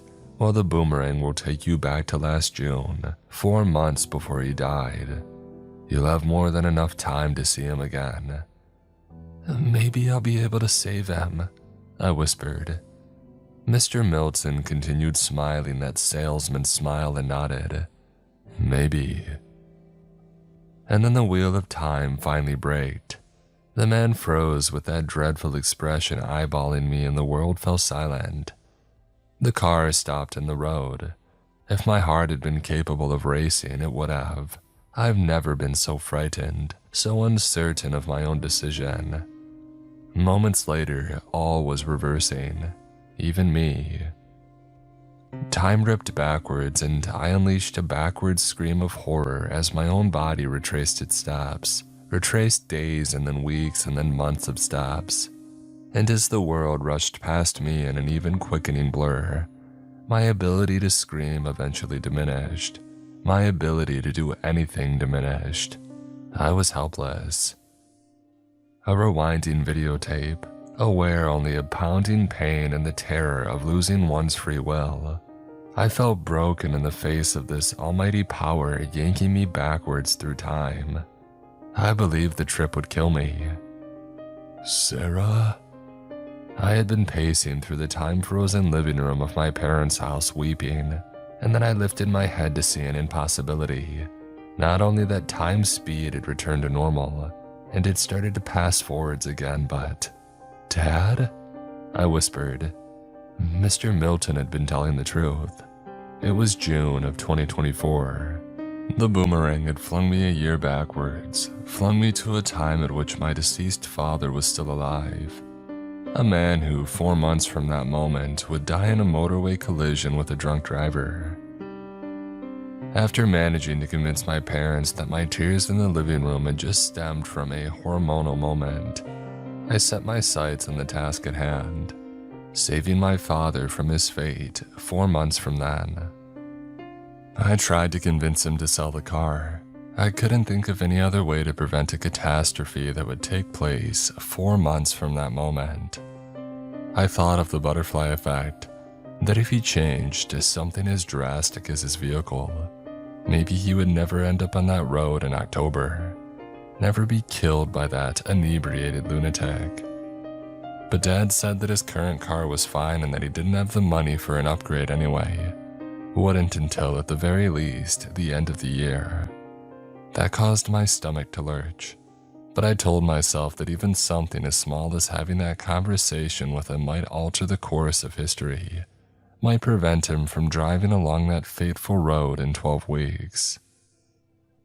Instead, I decided to cherish the time that we had together, take a page out of Mr. Milton's book. We played football in the garden, which was something that amused my mother. A 20-something and a 50-something kicking a ball around haphazardly on the grass. And in my defense, I could feel time starting to pull me forwards again. Things were starting to move too quickly, but that was okay. I would ask Mr. Milton to use the boomerang again. I would see my dad as many times as I could before I started to feel the toll on my body. However, then came the nightmare that would make me swear to never turn back the clock again. I saw him through the slats of the fence surrounding my parents' garden. A black figure, like a silhouette, but one that had lost its clarity around the edges. It had started to fuzz and buzz with a sort of paper-cracking frequency that pained my ears. I started to whimper, and my ever-quickening father noticed. "Upset that you're losing," he teased, 1 foot atop the ball. "I think we're at 5-0 to me now. You're just as bad as you were when she was a kid," Mom scoffed. "Let her score." Where would be the satisfaction in that? Dad laughed, and then he stopped when he realized that my whimpering was genuine, and he turned to follow my gaze. "What the?" Dad whispered. My mom screamed. "What is that?" They could see him too. The buzzing, crackling, glitching silhouette behind the fence. And he was only starting to crackle more quickly and feverishly as the time speed of the world quickened. Our three screams merged into tiny, high-pitched, fast squeals as the figure began to ascend the fence, moving at a frightening pace. And I, in spite of the world moving so quickly, did not seem to have a brain capable of thinking quickly enough to react, quickly enough to kick my body into action. The black shape tore across the grass, sunlight from above not even scratching the surface of his void-like form. My dad disappeared, my mom disappeared. Everything but that thing disappeared, and I couldn't tell what was happening. I felt the world and its colors start to merge and blur as the man approached. The last thing that I saw was that blackness filling my vision.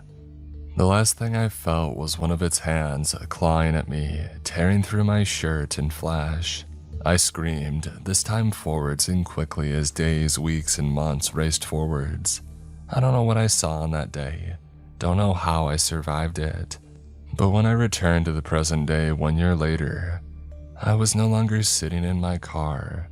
I was standing outside the town building following a bereavement session, the heartbreaking sign that I hadn't saved my father. And Mr. Milton was standing in front of me. "You're back," he murmured. "That was risky. God, what a rush. I have memories of 2 different timelines, 2 different courses of history. It must be the boomerang. Must be something it does to the people who use it." I was trembling as I handed the device back to him, and then I looked down at my blouse. With ginger hands, I lifted it to reveal 3 claw-shaped scars that had healed across my midsection. Mr. Milton's eyes widened. "What happened to you?" I started to blubber. It attacked me. Why didn't you tell me about it?" "It?" the man asked, puzzled. "A silhouette," I wheezed. "A figure, it came for me." His eyes took their turn to widen. "You've been talking about that over the past weeks." "What?" I whimpered. "While you were boomeranging forward in time, I mean," Mr. Milton explained. "We may rush forwards through time, but we still live it, still experience it, though perhaps only in a ghostly sense. After all, until the day that I first talked to you, I'm sure I didn't quite seem myself now, did I? Not quite present, I mean. Anyway, you won't remember the new events of the past year for, anywhere from a few minutes to a few hours. It takes the brain time to catch up. It's hard to remember the things we've done while racing forwards at such speed. Anyway, you talked of a black shape watching you, said that it tried to kill you in your parents' garden, and disappeared into thin air once the boomerang started pulling you forwards. You were hazy about what had happened after." "Wait a minute," I interrupted. "Why is my father still dead?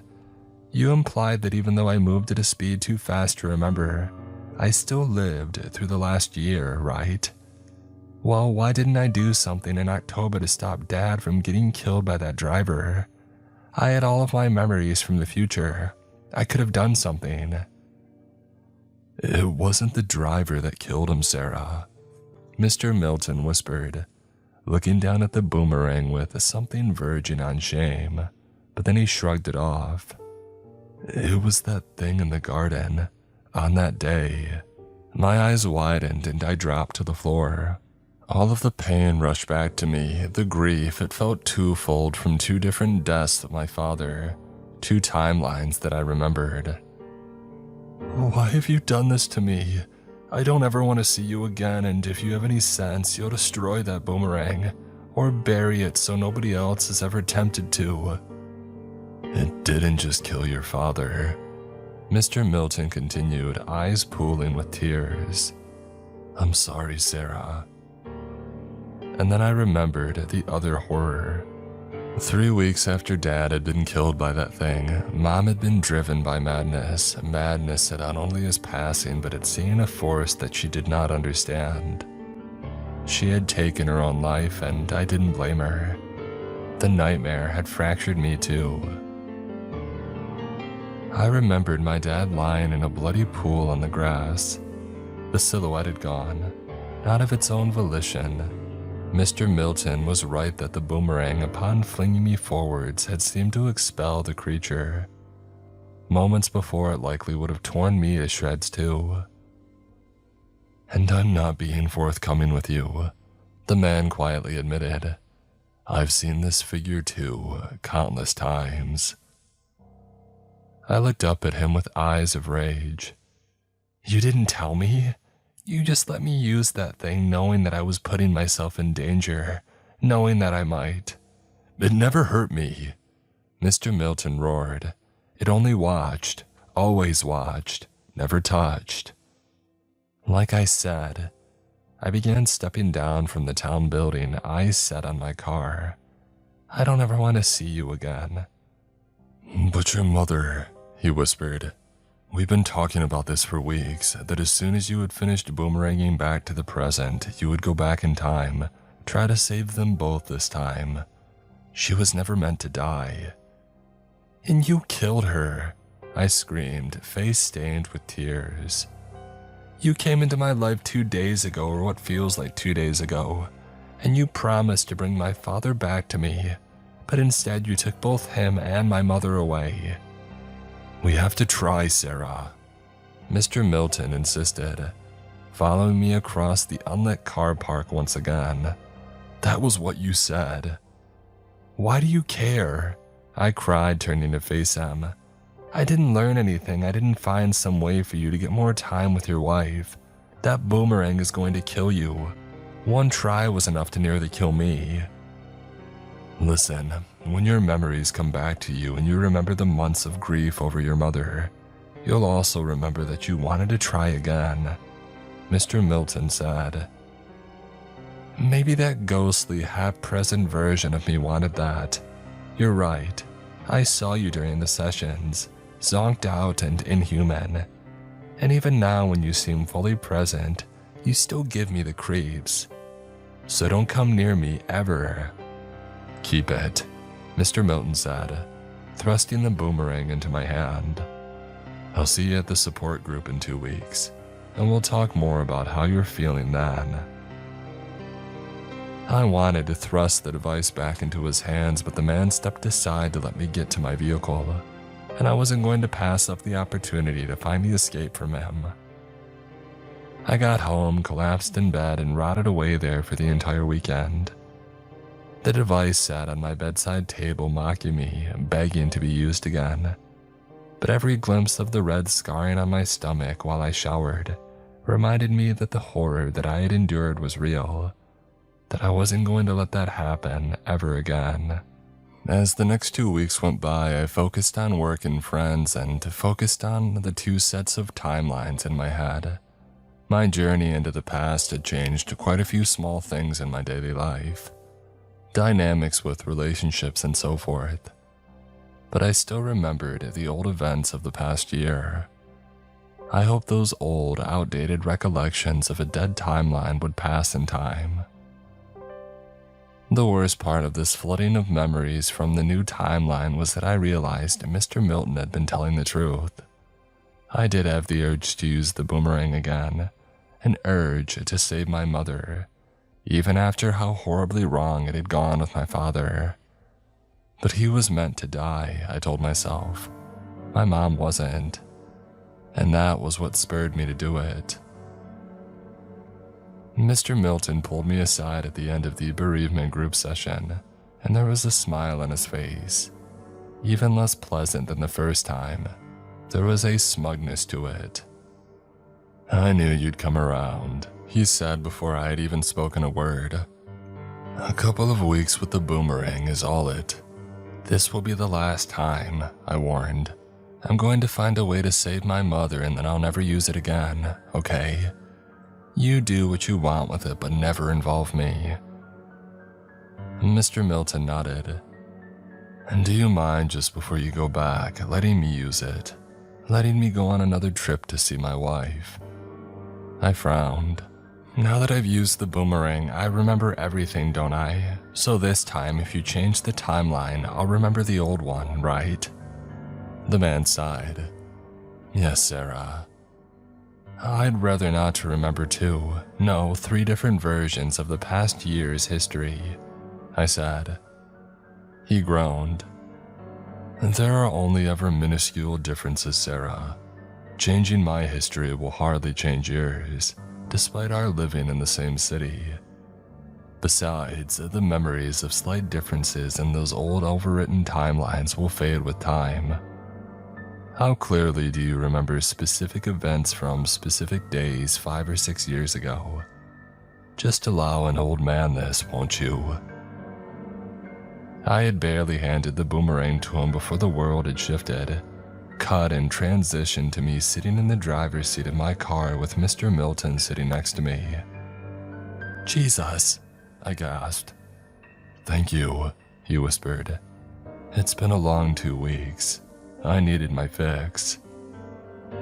I remembered a year's worth of, as he said, minor events happening differently, but still 3 different timelines from a single year. That's a lot of overlapping and confusing information to hold in one's head. And just remember that the old timelines no longer happened. You'll forget them. So, what's your plan? How will you save your mother? I sniffled, eyeing the boomerang in my palm and trying to focus simply on the pitter-patter of rain against the windscreen. "I don't know. I'll talk to her, tell her it's okay. That will overcome what happened to Dad. But she doesn't need to hurt herself." Mr. Milton nodded. "So, you're gonna go to her house and talk to her?" I shook my head. "No, she'll be at my flat in the city. I remember now. I moved her there after that thing had killed Dad. She couldn't stay there after what had happened to him, and I wanted to keep an eye on her, but it seems that I still didn't do enough." "Oh, you will this time, but maybe you ought to take her somewhere to clear her head. It mustn't be good for her to be cooped up in an inner city apartment block." "I don't know," I sighed. "What about the beach? The theme park has some great rides." "Yeah, she has always liked that place." "Right," the man roared triumphantly. "Well, that's where you'll take her then. I'll see you in just a moment and everything will be back to normal. You and your mom will both be alive and well." I nodded, smiled, and then squeezed the boomerang in my hand. And it started again. The slowing, the stopping, the reversing, all accompanied by a throbbing headache and terror like nothing that I had ever experienced. And then I was back in my city flat, cuddling my despondent mother on the sofa. It took a lot of persuading to get her to go to the beach with me, but it was a lovely day in late June of 2024. A day not to be wasted, as I told her. And being out and about with me did trigger sort of a mom mode. She fussed over whether I had remembered to apply suncream. Perhaps she had been welcoming the distraction. I knew that 2 days was very little time to change the mindset of a woman only a week away from taking her own life, which was why I'd already started to work on my failsafe. Before being flung back into my own time in the present, I was going to have my mother sectioned. I would keep her safe for the next year, surely. I could feel my heart beating a little quicker at that prospect, the prospect of betraying my mother like that. And this was how I saw it, but the root of my anxiety was deeper than that. Something was looming over me, a heavier shade of black. And as I waited for my mother outside the theme park's toilets, something entirely unexpected happened. "Sarah," the voice rang out from behind me. I spun my head and widened my eyes. It was Mr. Milton, and he knew me. 10 months before even attending the bereavement support group for the first time, this man knew me. "It can't be," I whispered, realizing what that meant. The man stopped in front of me, panting. "Sarah, you okay? Do you have the boomerang?" "What's happening? Is something wrong?" "Do you have it?" he screamed. "Yes," I yelled, fishing the device out of my pocket in a panic, expecting him to say that all had somehow gone wrong again. But then Mr. Milton's demeanor shifted. His hand shot forwards and plucked the device from my palm, and he smiled. And that was when I took a closer look at him. I saw his neck covered in gaping wounds, 1,000 tiny perforations, as if he had started to rip apart at the seams. There were similar cuts on his hands which were cradling my boomerang lovingly. When I thought about it, I realized that he had been covering up his body with gloves, thick sleeves, and even a buttoned-up shirt at bereavement sessions. "How long have you been like this?" I whispered. "You were right, it's killing you. And how are you even here? This is before we met." He smiled. "It took weeks for me to find the right kind of person, a person desperate enough to do this thing. You have to be deranged to put your body through such torture, Sarah. Mentally unwell.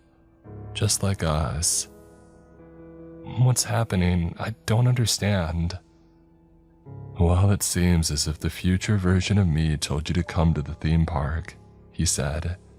"And you did just that, making it easy for me to find you. Easy for me to try something new." And then Mr. Milton dipped his hand into his pocket and produced a second boomerang. I felt my head strain, felt the world itself strain. These weren't two unique objects. It was the same boomerang. That's a paradox," I whispered. "I'm counting on it. Time whispers, Sarah, you just have to listen. Listen to the secrets that it doesn't want us to hear." "What are you going to do?" I wheezed, massaging my head. "I need that back. I'm already starting to feel off." "I'm sorry, Sarah," the man hissed, seeming less human with each new meeting of him. "I'm going to use them both simultaneously, and if that doesn't work, I'll find a way to use 3 and then 4 and then 5. I need to confuse time itself. That is the way to beat it. This truth was spoken to me." "Spoken to you? You've gone insane." "I need more time with her. If this works, I'll boomerang to 2023 and then back to the spot in 2024. And I'll trick time into thinking that this day is my present. Do you understand? I won't be sent back to 2025. Time will pass normally from this day. Right now, June 24. I'll get to enjoy at a normal speed these last 6 precious months with my beautiful wife." "Please," I begged, my head throbbing. "Don't take it away from me."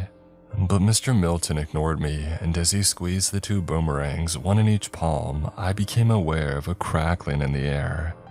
That papery sound in my ears. Became aware of a buzzing and fuzzing around the outline of his body, which was starting to darken. The silhouette. I shrieked as I contemplated what this man was going to do to me, worse than the pain that he had inflicted upon me by handing me the boomerang in the first place. He was leaving me there. That black shape vaporized.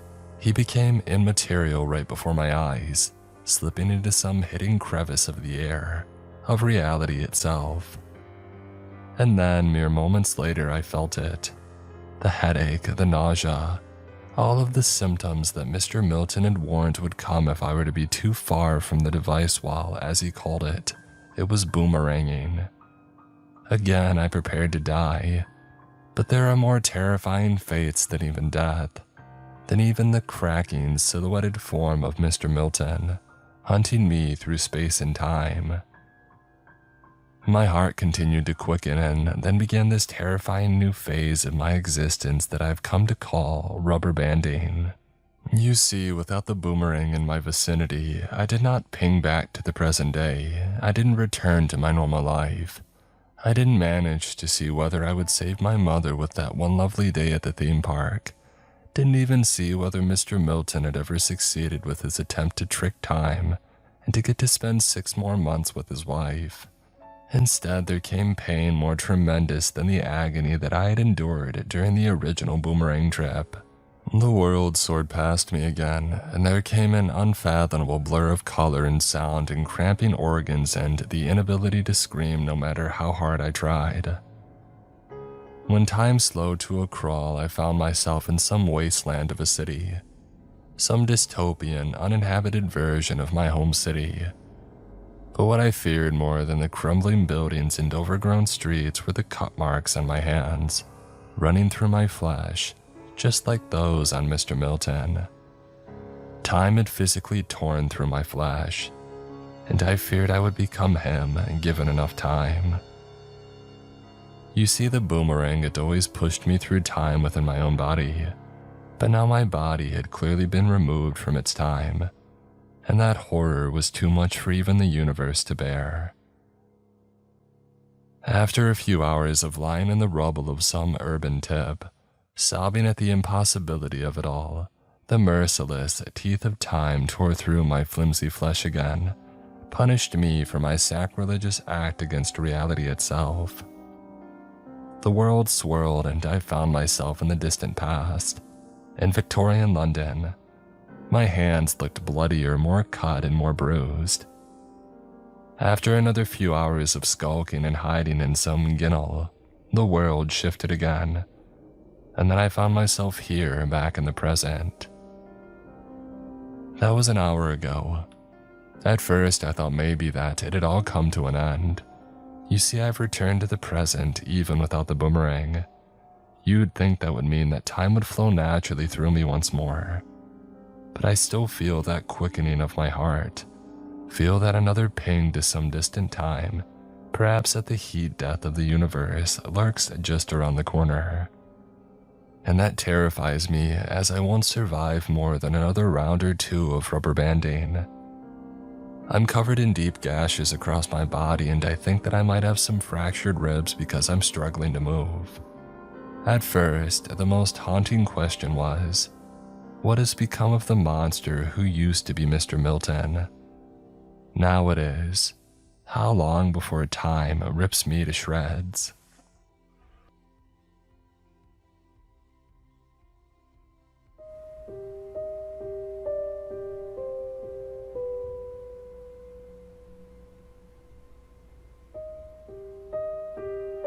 Sometimes life takes a left turn. It can happen so abruptly that weeks later you're still not sure that it happened. My life took a turn like that last autumn. What I didn't know was that it would keep turning, making that left turn into a spiral that sent me to the brink of madness. I come from a close-knit family, and we were raised in Sioux Falls, but we moved after my dad lost his job. There was me, my younger sister Jody, and my big brother Alan. And despite us taking very different paths in life, the three of us were always close. And long after my parents retired and moved to the West Coast, we stayed behind. My sister pursued a legal career as a prosecutor, while I got a job working on the power grid. Alan got a managing job at a bottling plant. For years, we lived close to one another, having dinner once a week and celebrating the big holidays at my sister's place. It was the kind of relationship where I might have had a rough day at work and would know exactly who to call about it. I was having one of those days, a late September night last year. I tried calling Jody about it, but she wouldn't pick up. It wasn't unusual. She would always forget her cell phone in her car. I decided to pick up some takeout and drop by her place. When I got there, her door was locked. I looked in one of the windows and I could see that the lights were on. There was no car in the driveway, so I was a bit confused. Using my backup key, I opened the front door, only to see my brother Alan in the hallway holding a bloody knife. He turned to me with tears coming down his face. "Call the police," he cried. "Please, call the police." Once the police got there, life took that left turn at a brisk angle. Alan was taken into custody. My parents flew in overnight. I saw the police strip Jody's home apart and place the pieces into evidence bags as investigators cataloged her lives. The working theory was that Alan was involved with some bad people who had asked him to influence his prosecutor's sister to drop a case. Most of it was circumstantial. I had to juggle daily updates and demands from a dozen directions. I was going to have to testify, there was no doubt about it. I would have to tell them exactly what I saw and what happened that night. I didn't know what to think. Alan swore his innocence, but I had seen something in his eyes, a tiny spark of darkness just behind the tears. Maybe him being a murderer wasn't the whole truth, but I don't think it was a complete lie. As you can imagine, I was in a dark place. I was reeling from losing my sister, but I had to come to terms with the fact that I was about to lose a brother as well. And somewhere in all of that, I had to make sure that I didn't lose myself along the way. Now, I only touched on this briefly, but I have a pretty important job. Important, but ultimately dull. I work in the energy sector. The technical term for my role is grid reliability analyst. I track how power is used to provide reliability reports and investigate outages in relation to equipment failure and weather.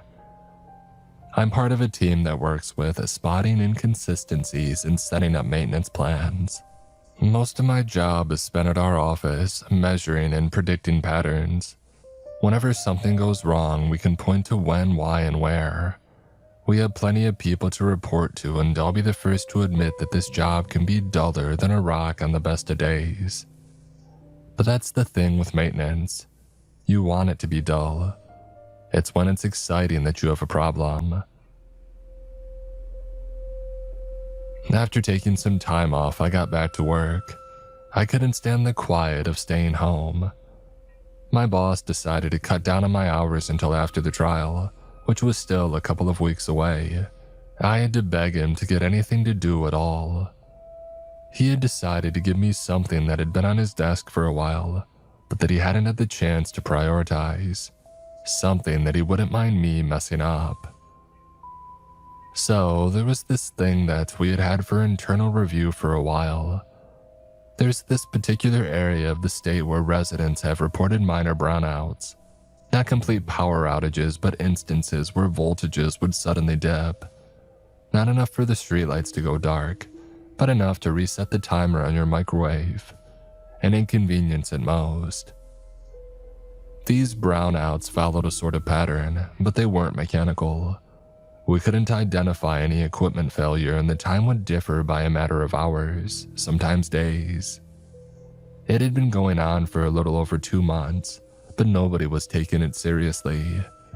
It was happening in an area where a little less than 200 people lived, so it wasn't exactly at the top of the list. This was the job handed to me as a sort of busy work. I got it with a do-what-you-can kind of attitude.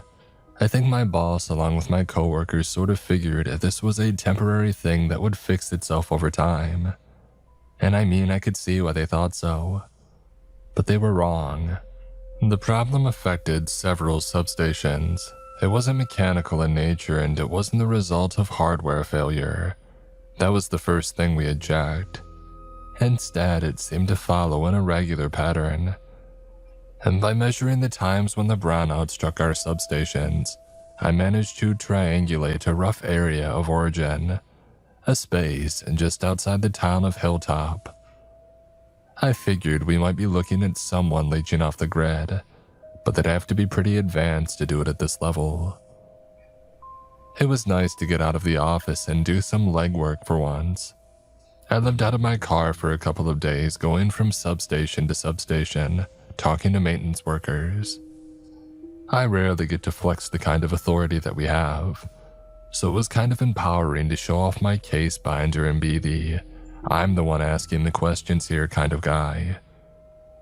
More often than not, we're punching bags, having to answer questions about why there are power outages during storms. Yeah, I've written reports on it, By golly, if only there was a way to predict the relationship between tall trees, harsh storms, and power lines. But this case was a bit different. I didn't get that far, so I decided to do a little digging outside my usual boundaries. I drove out to that area to see for myself what exactly we were dealing with. I drove around for a bit, stopping to ask some of the locals about the brownouts. A lot of them had noticed it. One of them had even called us about it a couple of months prior. It always happened on the weekend and it usually only lasted for a few minutes. But that's as far as I got. A dead end. There were no strange shacks set up in the fields, no illegal cables being run from the power lines, and nothing like that. I was about to give up when I stopped at the local gas station for a refill. Now, here's a trick that I've learned. If you want to know what's happening in a small town, ask the guy at the convenience store or the gas station. They see when people pull up at strange hours of the day, or whoever's buying the weird pack of condoms when their spouse is out of town. On a hunch, I asked if they had noticed anything unusual around the time of the brownouts. The guy behind the counter, a 17-year-old with black hair covering his triple lip piercing, shrugged it off. People rarely stop on the weekends, he said, except for like one guy. He always gets a Hershey bar. Curious, I asked about this weird guy who had kept stopping by. I made some notes and cross-referenced the dates with the brownouts.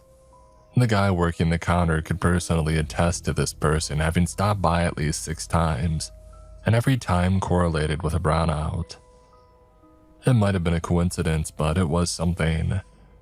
And there was one more thing. He drove a van.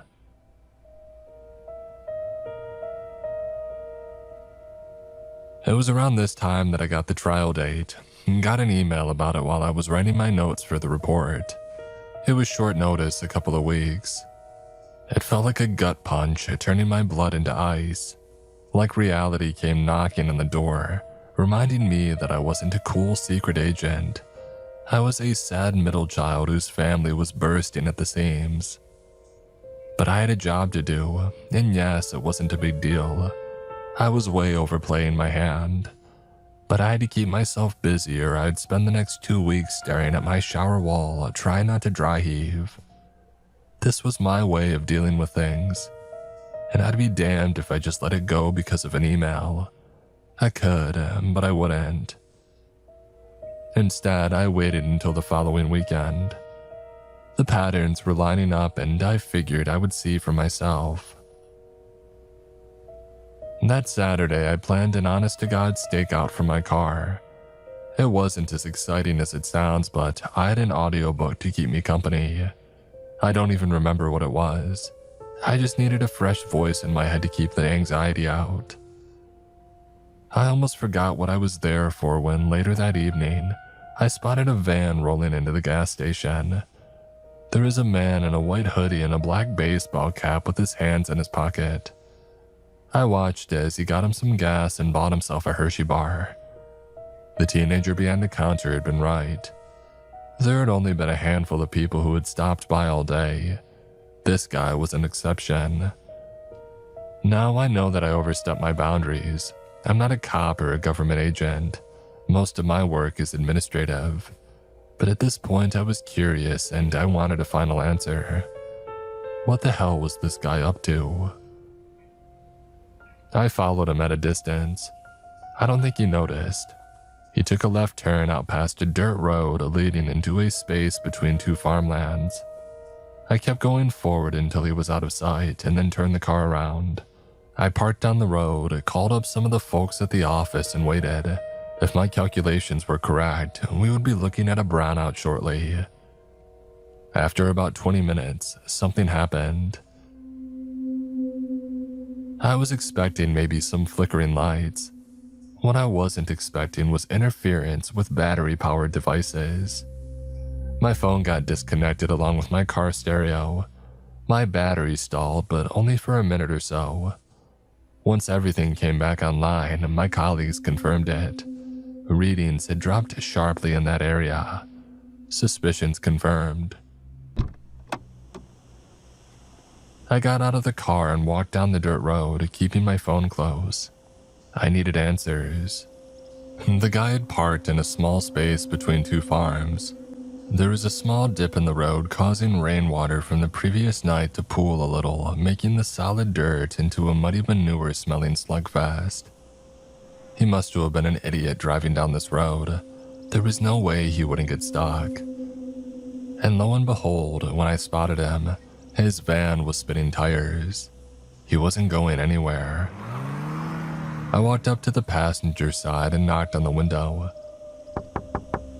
The skinny face of a man in his late 20s popped up, looking over the edge of a pair of thin glasses. For a moment, he seemed to weigh whether to be angry or terrified.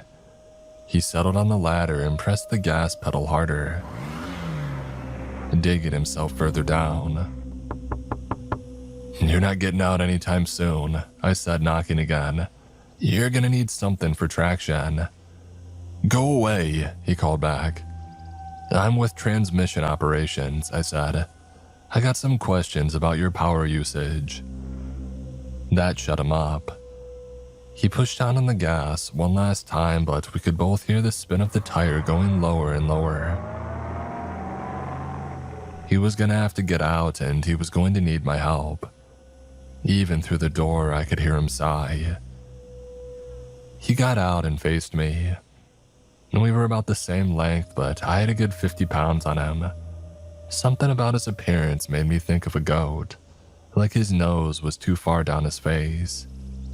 His oversized glasses seemed to agree, as he had to constantly push them back up. "You care to tell me how and why you're causing these outages?" I asked. "I don't know what you're talking about," he said, looking for something loose to cram under his tire. I waved my binder at him. "I got the charts," I said, "and right now I'm just asking questions. But I might have to send somebody else to ask those questions if you're not inclined to answer." "You do that," he nodded. "Sounds fun."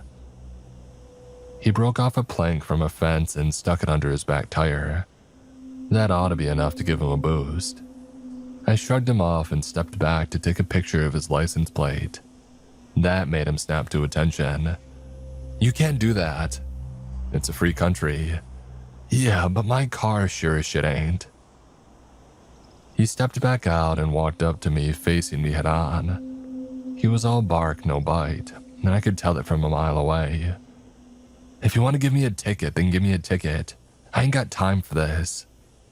"Though I'm sure the sheriff will be glad to help you with that." "You got nothing."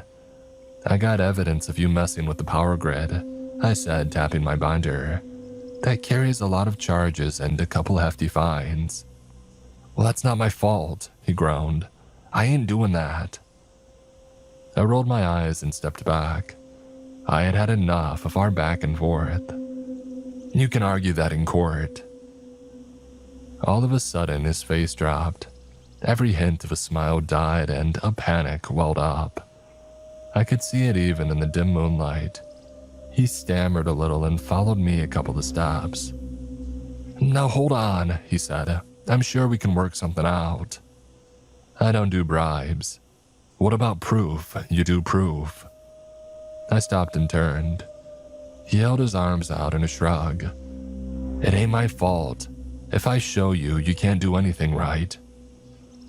Not quite what I expected, but it was a start. I wasn't about to get into a stranger's van, so I stayed at a safe distance. When he opened those doors, it was like looking into another world. There was a computer set up with a 90s-style satellite dish roughly bolted to the floor. I could see a couple of cameras, some snacks, and about a dozen cables running to a handful of machines right behind the driver's seat. And in bold, neon letters just above his computer were the words, "No future."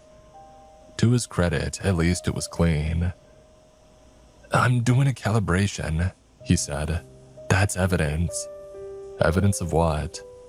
"Evidence that I'm not the one doing this. Just look, all right." He got the Hershey bar from his pocket, moved up to his computer, and entered a 6-digit passcode. A blinking command prompt showed up. He put on a cheap sun-faded headset and adjusted his microphone, and then he spoke out loud. Query, he said, his cadence slow and clear. Am I going to eat this Hershey bar? I heard a bleep from my phone as the battery complained. The screen flickered. Seconds later, 3 symbols appeared on the screen. I-97. That means yes to a probability of 97%, he continued. He opened his Hershey bar and took a big bite out of it, nodding at me. But you caused the outage, I said. My phone buzzed again. No, I asked a question, he argued.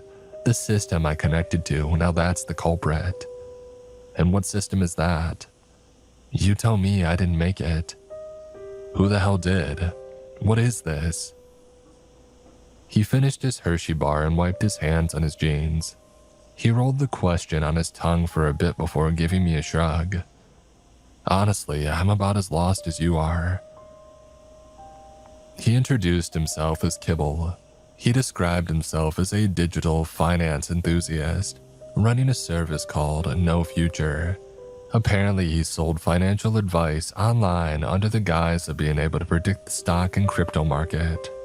Sure, he said as he wandered around the back of the van.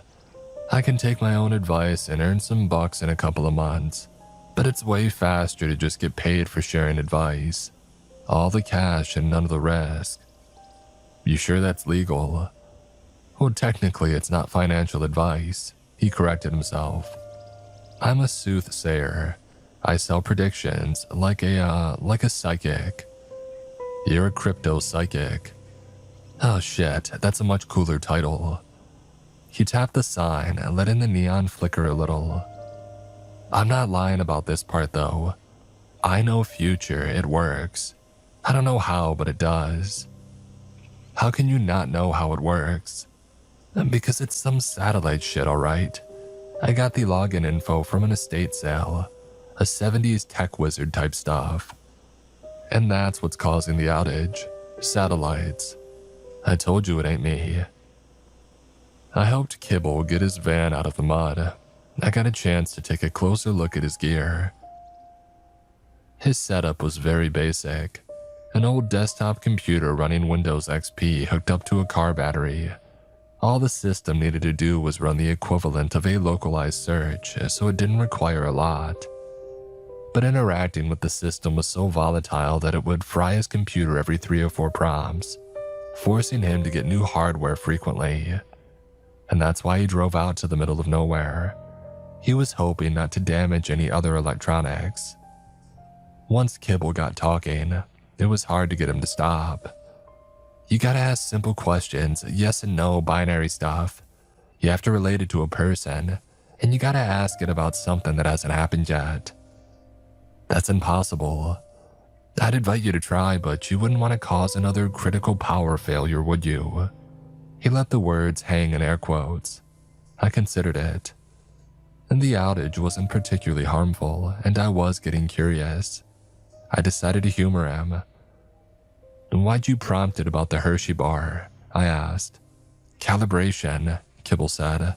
I'm always gonna eat the Hershey bar, and it's a way to see the indexer hasn't drifted to a worse slice. 97% is as good as it gets. I deliberated what to prompt it. Something related to a person, a binary answer, something in the future. All my thoughts had centered around my brother, but I didn't trust this guy for a second. It had to be something impersonal but measurable. I had an idea. Ask it if I'm going to see a dog tomorrow, I said. Prompt that. That's it, he laughed. Out of all possible questions, that's what you want to know. Just ask it.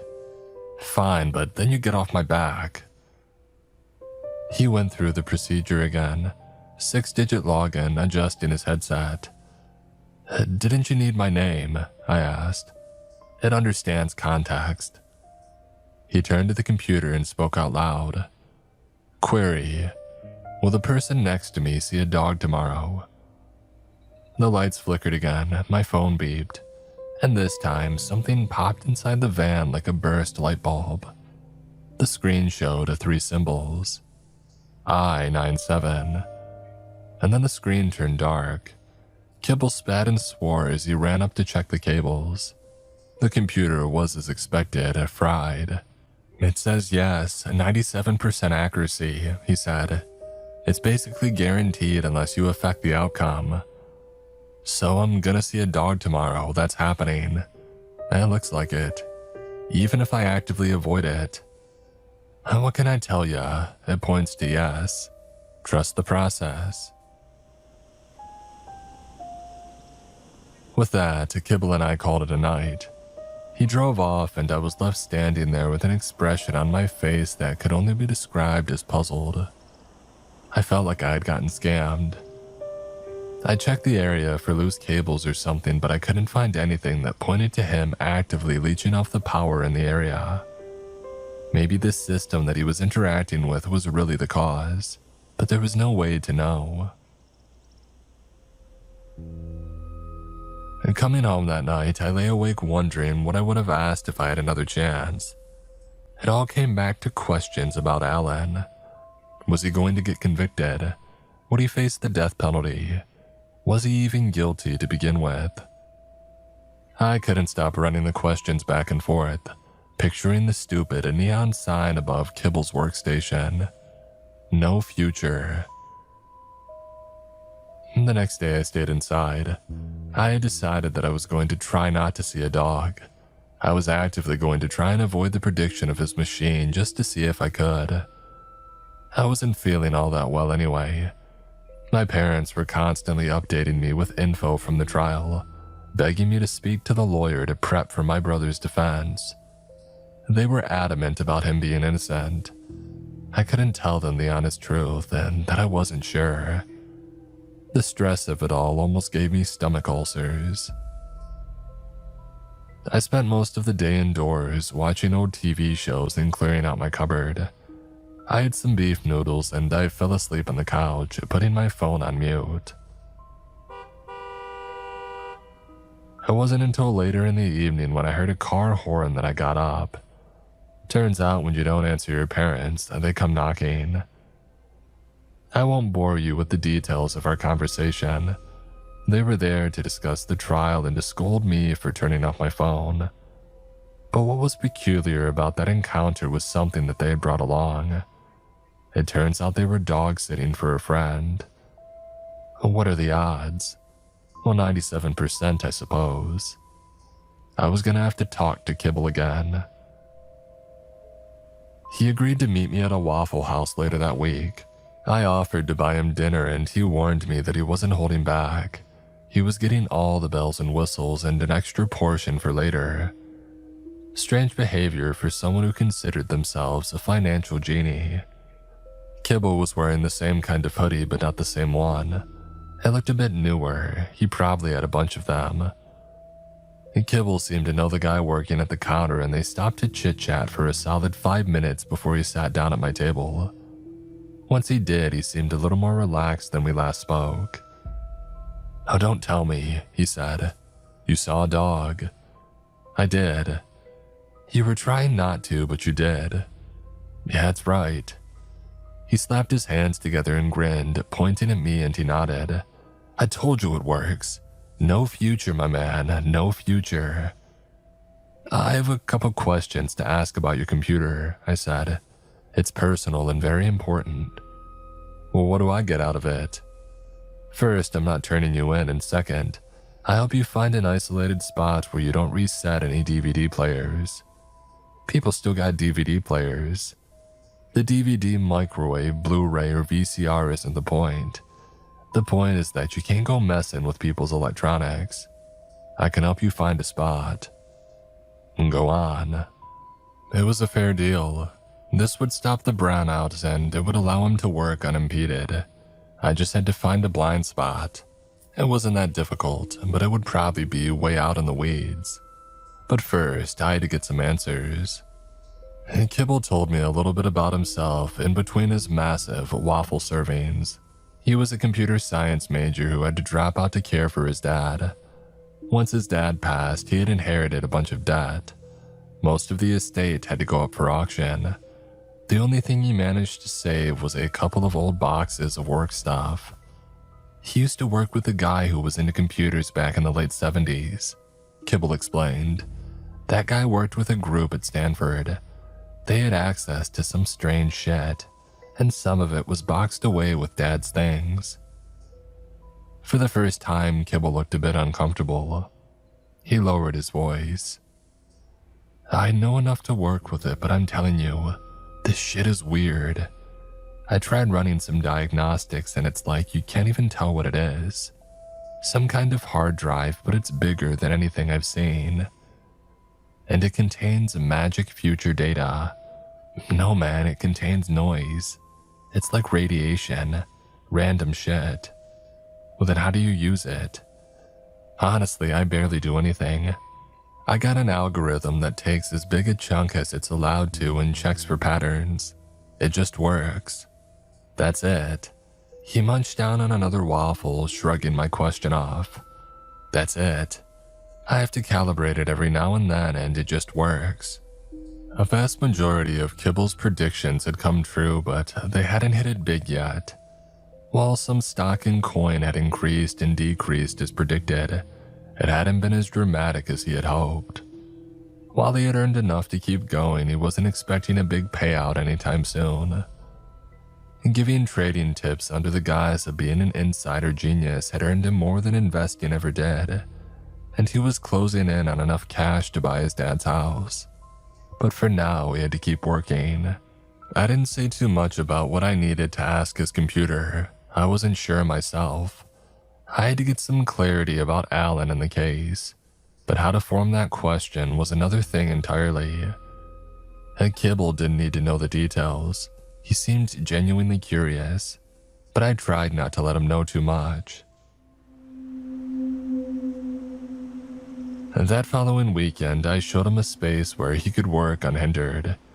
There's this valley spot just southwest of the Runalong River where there is no arable land.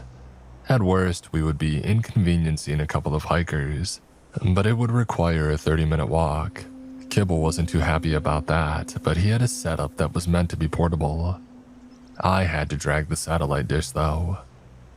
We waited until late in the afternoon and made our way down the trail.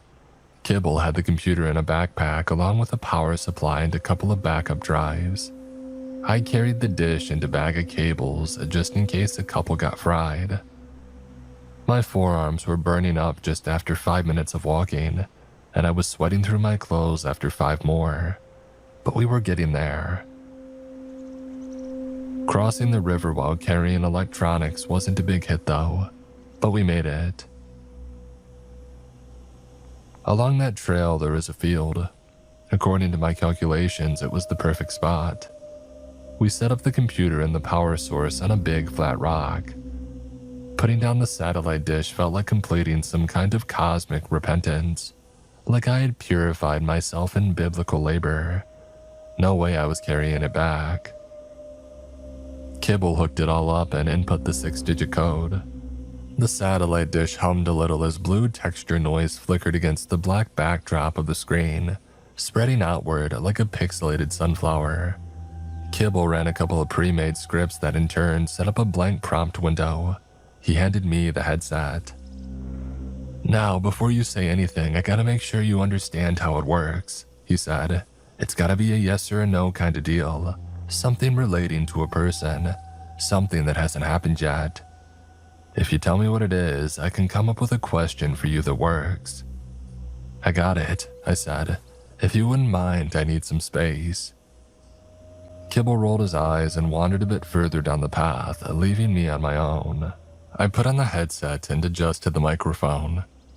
I could hear the static of my breath reflected back to me through the cheap plastic. I had seen him do this. I could do it. Query, I said. The system woke up. A static reflection of my voice echoed back to me as the word appeared on screen. It was listening, but how? It didn't matter. I asked the first thing that came to mind. Will my testimony put my brother on death row?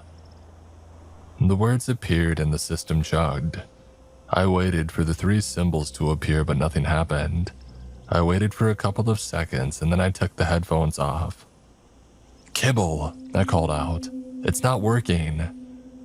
I could hear the computer chugging along, but it wasn't doing anything. Kibble came jogging back, calling out to me.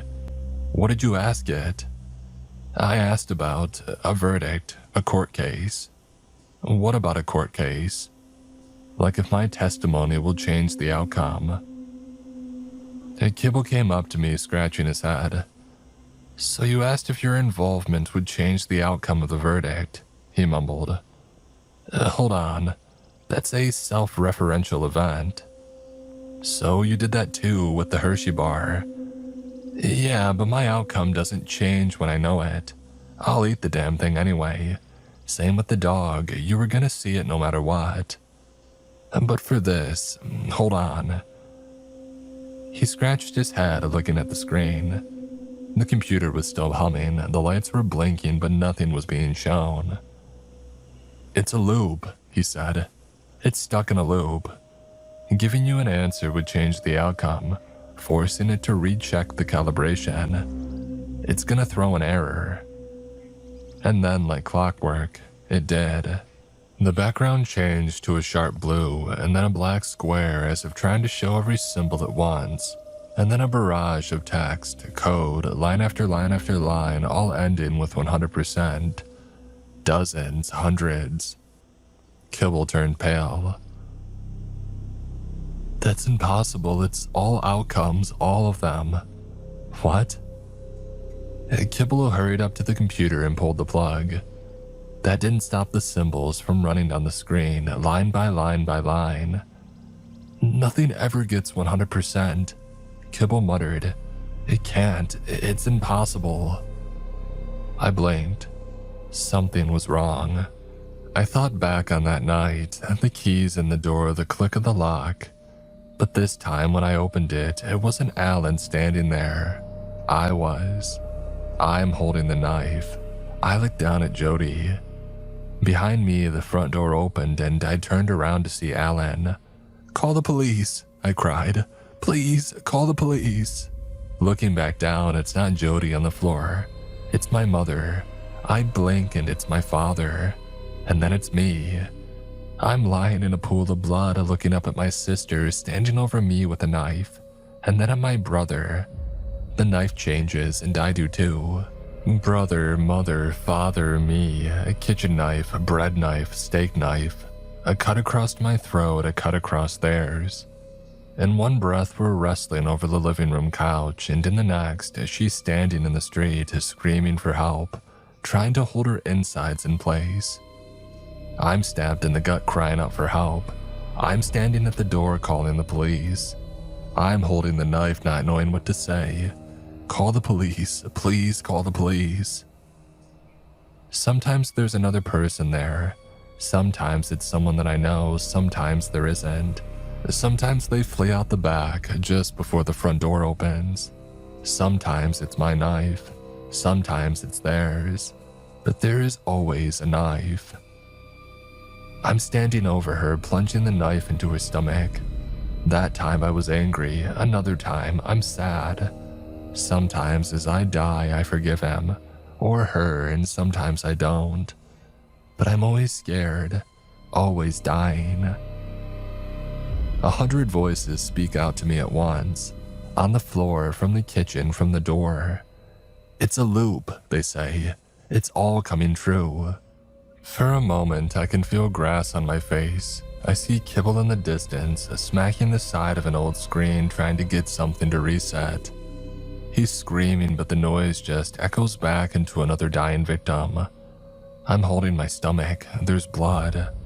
I'm holding my breath. No, I can't breathe. I'm laughing. I'm crying. Then we're sitting on the couch, just Jody and me. In that one instance where everything went as planned and we shared a box of takeout food. Just a long workday coming to an end. Where she opened the door and that was that. No left turns, straight roads ahead.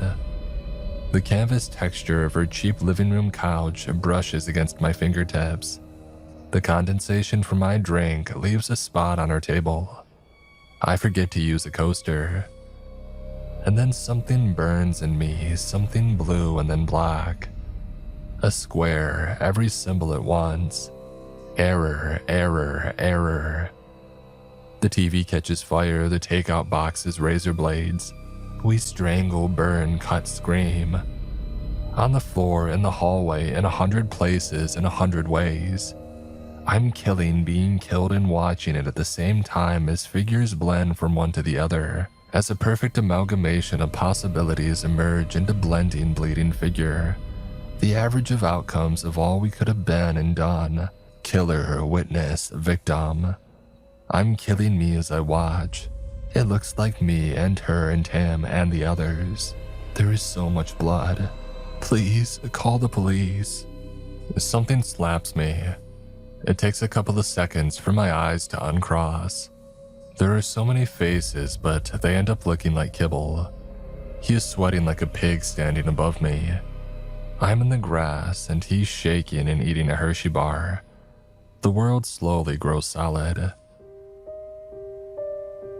Apparently all it took for the system to reset was recalibration.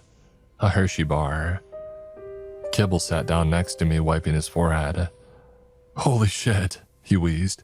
Holy shit, it worked. What did you... Before I finished my sentence, something stung me. I touched my stomach with my hand and drew back a little blood. I had a cut on my stomach, nothing big. You didn't ask it right, Kibble said. I told you, you have to do it right. I gotta know, I whispered. I gotta know who did it. It took some convincing, but I made Kibble ask a final query. This one didn't turn out all that bad. If I testify against my brother, will my sister's killer face justice? I got a straight answer. 94%. It's almost a certainty. But can you accept those odds when it comes to murder?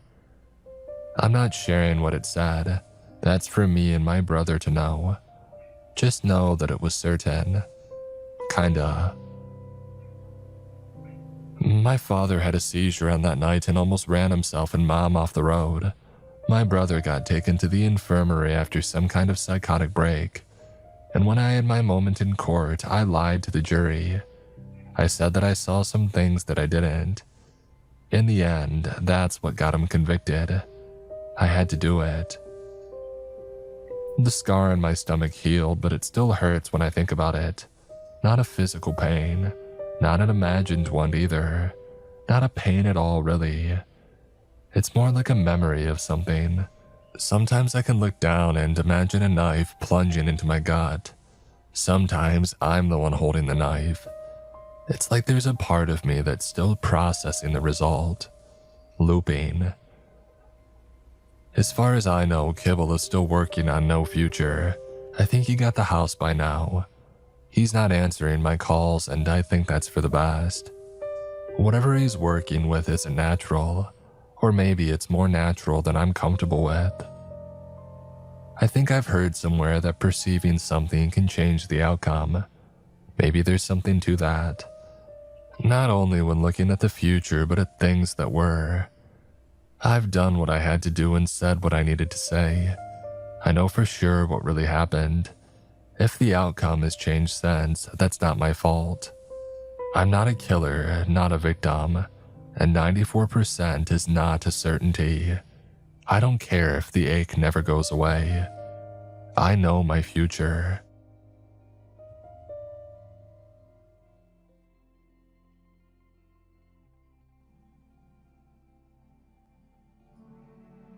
I swear, of all the times that I could have gone back to, this couldn't have possibly been any worse. Everything is foobar. Those jerks in the lab couldn't even send me back enough to have a decent time before things going straight to hell. I wonder if I can find them and give them a piece of my mind right now. No, that would just be a waste of time. Right now, I need to find him.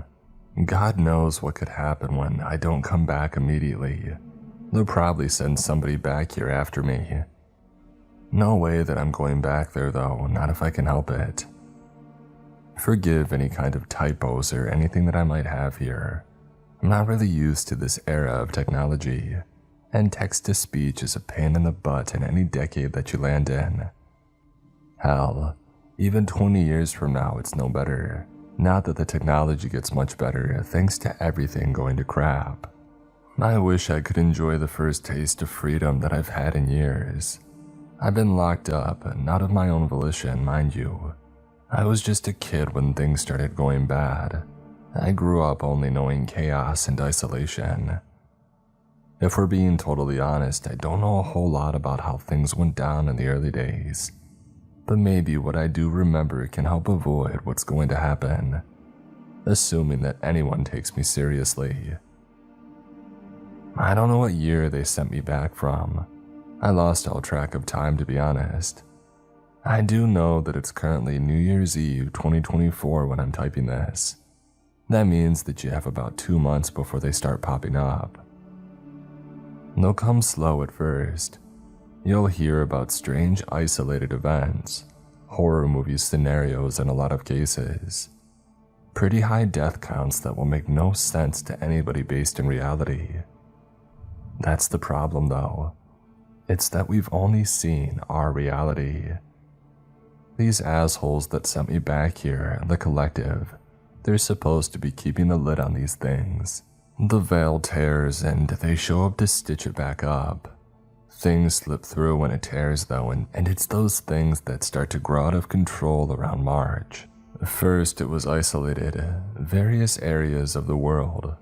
There were reports of a cruise ship coming back with everybody on board slaughtered, torn apart and chewed on by something that was never found.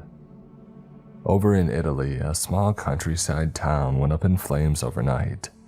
Talks of the dead rising up to attack the living. By the middle of 2025, there was a new terror popping up every week or so in the United States. Rhode Island was one of the first states to fall under martial law. Borders got closed down by the government. The military was sent in to make sure that nobody goes in or out. I ended up in a holding cell with a survivor who was there when things began, and it sounds like something out of a sci-fi movie. One day in mid-June, he said that a visible tear opened up in the sky, like a theater curtain ripping right down the middle. This giant thing climbed right out.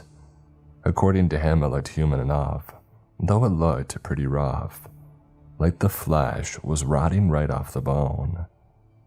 Eyes were sunken in, hollow pits that just surveyed the land around it, looking for something unknown. Well, not long after that, everybody found out what it was after. Food. This thing landed right down in the middle of Providence, tall as a 3-story building, and started picking up anyone stupid enough to be nearby. It was reaching through windows, grabbing people out and just devouring them. He said that it reminded him of this cartoon from before the terrors, giants that would just eat humans endlessly without their hunger ever being satisfied. The bad thing was, this monster had no way of dying.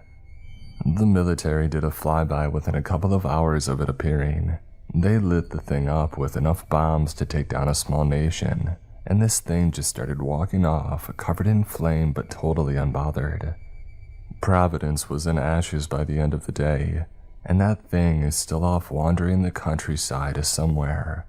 Hell, it's probably crossed state lines by this point, considering the military fell for good in 2026. I can't give a good rundown of everything that happened across the country since I was still a kid at the time. I think I was 10 when my little town finally got a tear in the sky, far above us. God, I can't forget that day no matter how hard I try to. The year was 2027. The United States had fallen and divided itself into various city-states and no-go zones based on the terrors that had been appearing. To our east was the Georgia coastline, turned red by a tear that opened to somewhere underwater off Tybee Island. All the sea life died within days, the smell of rotting fish reaching inland for weeks on end. By the time that it faded away, we had become used to it. Meanwhile, off to the northwest, there was a tear that had covered the entire area from Macon onward in a thick darkness. If you were close enough, you could see where it starts, Just a thick veil of darkness engulfing everything, all the way up to Atlanta with no idea how far on it stretched. I saw some survivors from there getting carted through a collective facility a couple years back, just empty shells of people. One of them was raving about these centipede creatures and a king of nightmares, but there was never any confirmation that we could get from them through all their madness. It was such a clear day when the tear had happened. The way the sun was shining, you would think that nothing bad could have happened that day. Scary stuff only happens in the dark. That was what I was raised to believe, at least. We were in one of the designated stable areas that the collective watched over. According to them, our area had a steady grip on reality that kept the tears from appearing. Maybe it wasn't much compared to what we all had before, but the little commune that was set up to survive was everything that I ever needed. We had friends and neighbors, all of us doing what we could to help each other survive in the terror that we were living through. My dad grew crops, our neighbor Dale was a doctor, Mom taught a little preschool for all the kids, making sure that they knew how to read and write. Even in the midst of an unfolding hell, we were making it. We were surviving. I was out helping Dad and some of the other neighbors in the garden. We were trying to pick what we could before these suns scorched the crops, leaving them useless to eat. The meager supply of tomatoes, peppers, and sweet onions wouldn't be much, but the little potato patch that we had was booming so far that year, promising some nice consistency in our diets. I know all of us kids were drooling watching the small patch that we had thrown watermelon seeds down, seeing them bloom into fruits larger than our heads. Ricky was one of the other kids around my age. He almost got all of us in trouble by convincing us that one was ready and that we should take it off the vine. Idiot wouldn't listen to any of us that told him it wasn't ripe yet, cracking it open himself and seeing almost all white and pale green inside instead of the juicy red. We only didn't get in trouble because of how fast everything went downhill in the next hour or so. We all looked up when the shadow passed over the field, blocking out the sun that we had just been desperately sweating under. There hadn't been a cloud in the sky, nothing to give us even the slight shade from the heat. Yet everything started to look like nighttime within seconds, right during the middle of the day. Everyone looked to the sky, met with the same terrifying sight. A tear was opening above us, right in front of the sun high above, blocking it from view. Wherever it was high enough to cast a shadow over the land as far as the eye could see, and the wildlife of crickets and frogs that had been screaming just moments before finally started to go quiet. There was no sound, just the whisper of a slight breeze, chilling me to the bone in the formerly sun-soaked June heat. Through the tear I could see. I'm going to sound insane here, but I swear there was an audience. There were thousands of them, maybe millions, all watching through like the tear ripping our sky in half was a movie screen. And then the threads began to fall. Millions of them, razor-thin threads that could barely be seen in the darkness that now engulfed us. The audience threw the tear applaud, rising in fervor as these threads descended on us, falling with the force of a plane barreling toward the ground. Ricky was the first one to be hit. The thread managed to fall right onto his head, hitting him with so much force that it cracked open worse than the watermelon still sitting beside him. The way that all the blood spattered on it, you'd almost think that it had ripened up in seconds. The other kids all ran screaming, but I could just fall on the ground, staring in terror at what was happening. All around me, more people were getting hit by the strings, impaled with enough force to punch holes through them. Robin! My name was the last thing that I heard my dad say. He was looking around for me desperately, trying to get me into safety. Meanwhile, strings were hitting the small houses and shelters set up a little ways off, bursting right through the rooftop and doing untold damage to our meager life. I could hear screams coming up from that direction too. no doubt by those that were on the receiving end of the threads. I turned over, desperately trying to crawl on my belly toward anything that I thought might give me shelter, and I saw Dad running toward me, still screaming, "Robin, run!"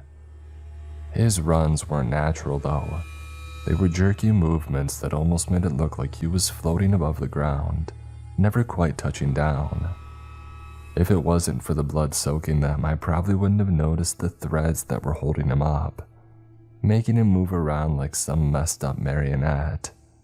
He was still alive, though there was something causing a bloom of blood on his chest that was making him struggle to breathe.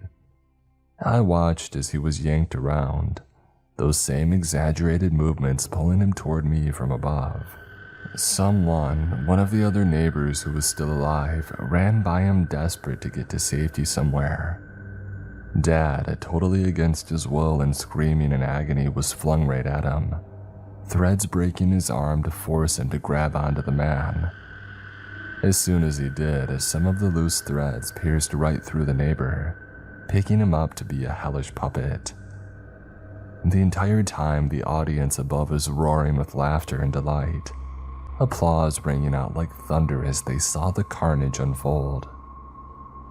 Maybe they thought that I was dead. Maybe they were just saving me for later, but the puppets paid no mind to me. At this point, there were probably 5 or 6 of them hanging around the garden area that we had set up, some being made to walk around in an exaggerated swagger, others forced into doing a stupid dance, and 2 that had gone off into their little corner, whoever was puppeteering for them making them slap each other comically like an old cartoon bit. I was just laying there, tears pouring down my cheeks as I prayed they couldn't find me, watching the audience above get plenty of laughs from the show unfolding all around me. Before long, the meat puppets started to wander off, searching out any that were still hiding in homes nearby. Nobody was safe, it seemed. Women, children. I saw in the distance one of the small kids, probably 3 years old, being made to walk around, hanging just above the ground as the threads manipulated his small limbs. I can still hear his cries when it gets too quiet, too guttural, begging for his mother to help him. But she was strung up right alongside the poor kid, unable to do anything. Eventually, I came to my senses, feeling hunger well up in my stomach that made it growl loud. It had been hours, maybe a whole day, I honestly don't know.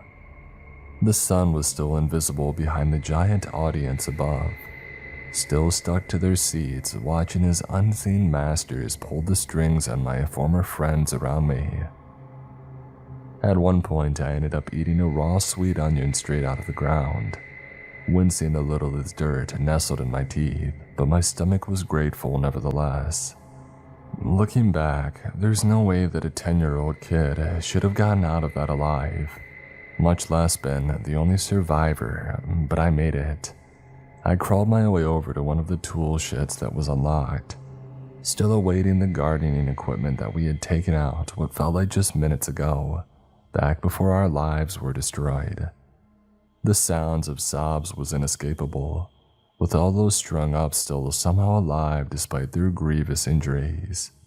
The audience was still watching intently, and nowhere else to be, I guess.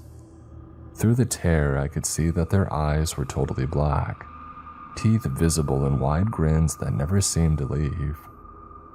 Occasionally, the puppets would dance or do something that brought a little cheer, keeping the audience hooked. Finally, agonizingly, I got into the tool shed and picked up a rusty hatchet that was in there. I was running off pure survival instinct now, thinking that I could cut down any strings that got in my way, while I army crawled myself out of town. There wasn't any logic behind it, just the need to escape. For the sake of keeping my own body intact, I stuck to the ditches and wooded areas where I could. There were still strings hanging down everywhere, nearly invisible to the naked eye, but the trees helped to block them and ensure that I had a little more mobility. I clutched that hatchet so tight that I thought there would be a small handprint on it by the time that I got to the outskirts of town, just hoping that there would be some way out of here. Of course, it wasn't going to be easy. The audience above wasn't done using me for entertainment, apparently. I emerged from a wooded area after pulling myself through a small creek, desperately hoping that I was finally at the end of my journey, only for my mother and father to suddenly fall from the sky above, seemingly flung over on their threads to meet me as I clawed for freedom. All I remember is their blank expressions, staring at me without recognizing. Their minds had been broken from the pain, limbs twisted and broken from forced movement, and the audience above wanted them to be the ones to capture me. All I remember is swinging the hatchet in desperation as they were flung at me, managing to catch a few of the threads holding them up. Both fell to the ground, mangled as more threads began to fall towards us to try and pick them back up. Before they could get their hands on my parents again, I used the dull hatchet to deliver multiple hits to their necks, putting them out of their pain. And then I kept moving, this time running on 2 legs as the threads chased me down. Someone found me passed out near Highway 40, still gripping that hatchet face down in a ditch. Next thing I know, I was loaded up in a truck and driven to a nearby collective facility, put into a small holding room where 2 suited agents asked me millions of questions about what had happened. That was years ago now. I'd been back and forth forever, at first in a collective-run foster home for survivors of tears. If you thought that the foster system in the good times was bad, let me tell you that this was a whole other issue. Plenty of assholes left to reap abuse on those of us with no other alternative. That's how I eventually ended up in a collective prison colony, after beating a foster father to death. Not that I was the only one who took part in killing him. The others still had a possibility at living though, so I took the fall. Through the prison system, I've met plenty of others with stories equally gruesome. We all ended up in here one way or another, just trying to survive most of the time. But the collective is merciless in collecting prisoners to keep their own small efforts to maintain a society moving. And then about 3 weeks ago, I got taken by one of the guards to a special program. They found a tear that was different from the others, one that, with the right measure of electricity channeled through it, apparently let them send people back to unspecified times. They told us that if we go back through the tear, we would be granted our freedom but had to find collective agents in the time that we went back to and warn them of what's to come. Most of us practically jumped at the chance because, hell, we had never seen what a normal world looked like. I don't know what time period the others ended up in, but scouring the internet in the days since I've been back hasn't afforded any kind of information about if they made it or even how to find the collective. Before everything went to hell, they were a shadow organization. The least they could have done in the future was give us some kind of distress call or something to find them. It doesn't matter. I'm pulling up now. I can see her through the window smiling as she talks. He's in there too, reading a newspaper, unaware that the happy little life he's cultivated is about to come crashing down around them. They don't know that hell is coming to Earth. I'm going to make sure that they never do. Do you know how easy it is to buy a gun in 2024? I was able to walk right into a pawn shop and pick one up with the old money they gave me before sending me through. Not even $100, and I was the owner of a fancy little revolver. I didn't need to go all out or anything. Just 1 box of ammo, enough to load the revolver with. I wouldn't even need every bullet that was in the cylinder. Just 1 for Mom and 1 for Dad, and 2 for me. Look, if anybody from the collective ends up reading this, I've done my job. I warned you, you should know what's going to happen from here. If you're able to stop it, it is a whole different situation, but that's not my problem anymore. Whether the tears happen in this timeline or not, I'm going to make sure that I never have to deal with it. Considering the time, you might be better off following suit instead of ringing in the new year. If you're reading this, do yourself a favor. Die now. Ring in the new year with a bottle of pills or a shotgun blast. It's gonna be the best thing that you could ever commit to. Yeah, I know. Asking everybody to do that to themselves is pretty harsh. I don't say that lightly in any way though, I promise. It's for good reason. Because if you don't do it now, you may never have the chance later. I went into bioengineering for the sole purpose of helping to better the world. If there was some way that we could create sustainable agriculture in any weather, more bountiful crops, or hell, even a substitute for meat farming, I would be happy with my accomplishments. Unfortunately, I was young and naive when I thought all that, before I was hired for the job that probably damned us all. It was honestly too good to pass up thanks to all the loans that I had from grad school. Military contractors in the biomedicine field said that when they hired me on that they would cover my full tuition loan paid back after 1 year on the job. If you paid for graduate school, you know that that's one hell of a deal, especially if the company is also paying a six-figure salary on the higher end, with major clearance requirements. I'm not a dumbass. I know it was either that or back behind the goddamn gas station counter scanning cat food and condoms for idiots that shouldn't be reproducing. Oh Jesus Christ. Every realization that I have just makes everything worse. So, government contractor, right? We worked in a surprisingly normal spot in the American Midwest. A pretty big skyscraper that housed the rest of the firm's businesses. Ours was deep underground though, highly secure thanks to the nature of our work. Now I won't lie, when I stepped in I was super worried that I had signed up to work for the Umbrella Corporation or something. Honestly, it would probably be better to have a zombie apocalypse than this unending nightmare that we're about to experience. Short rundown. I was an associate researcher on this project, as well as the lead on lab tests. They were looking for the miracle drug, something that had a 100% cure rate for anything from cancer to dementia to the common cold. I was absolutely behind the goal of the project from the start. Meanwhile, our head scientist, an older woman named Deb, was incredibly stony about everything. Nothing seemed good enough for her. There was no excitement when we hit breakthroughs, just a constant, we need more progress type of attitude. We couldn't please her even with cutting-edge science.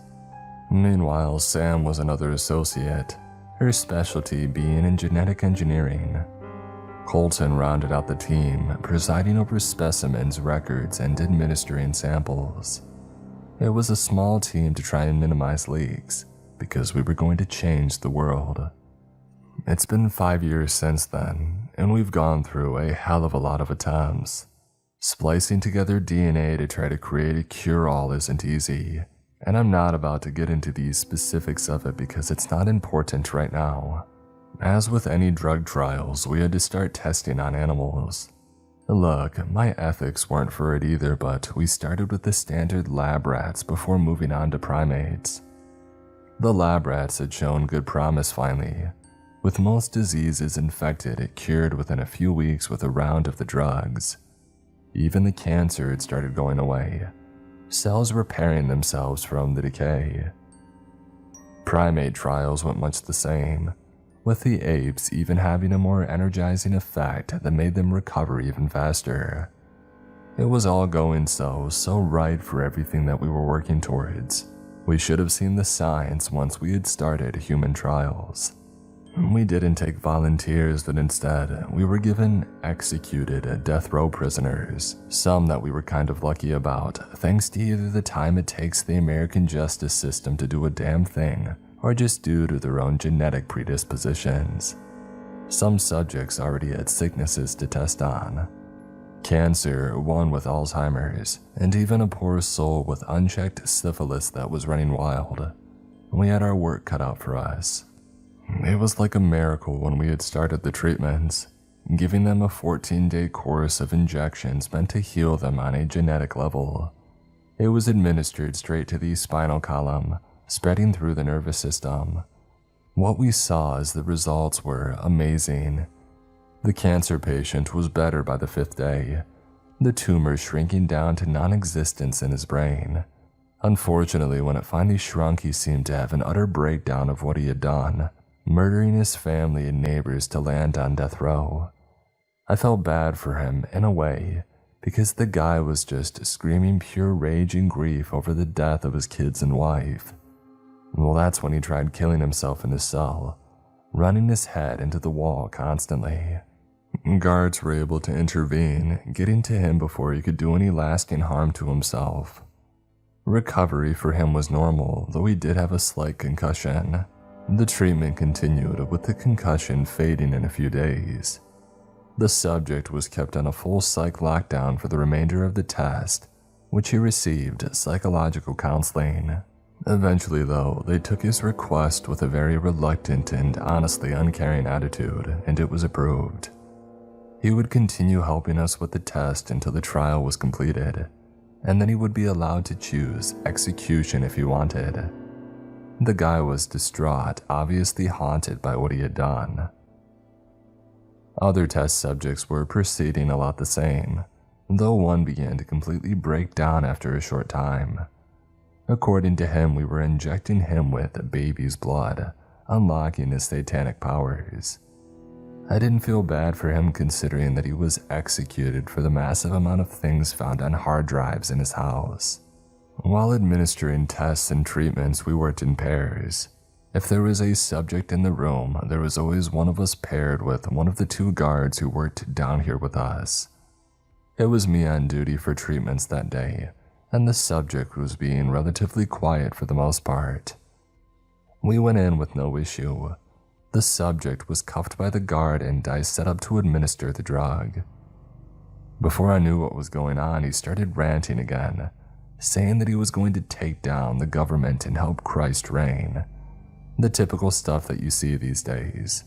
Except this time he didn't keep to ranting, instead leaning over and sinking his teeth into my arm. He wouldn't let go either, no matter how much the guard tried pulling his jaw open or I knocked him in the head. Eventually, he started drawing blood through my scrubs and coat, so the guard took his last resort. Drawing his pistol, he leveled it at the subject's forehead, moving me aside and pulling the trigger. I felt his grip on my arm loosen almost instantly as the gunshot rang through, splattering gray matter on the wall behind us. The others came running within moments, seeing the steady pooling of blood on the floor. The subject was terminated, a complete waste of a trial. Can't say that he didn't deserve it, but he could have followed through on the one good thing he did in his life and finished the testing. Imagine our surprise when we went to pick him up and take him to the incinerator and he still had a pulse. Even with all the blood and guts scattered in the room, he was still breathing. That changed everything, because we realized that we might be able to finish the trial after all. We threw him on a stretcher and brought him back to the lab, using whatever we had to staunch the bleeding and set up a vitals monitor. Looking back, it's obvious why he survived, but we still didn't know at the time. He stayed alive, though in a vegetative state. X-rays showed that most of his brain was scrambled by the bullet, with the guy only able to drool and moan if he really put his remaining mind to it. Meanwhile, the syphilis that had been running rampant in him was gone, complete recovery other than what was included in his lost brain matter. And then came the final sign thanks to one of the primate subjects.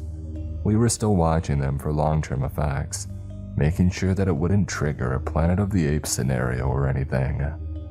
One day, the 2 got into a fight over food, though it happened overnight so none of us saw it until the next day on camera footage.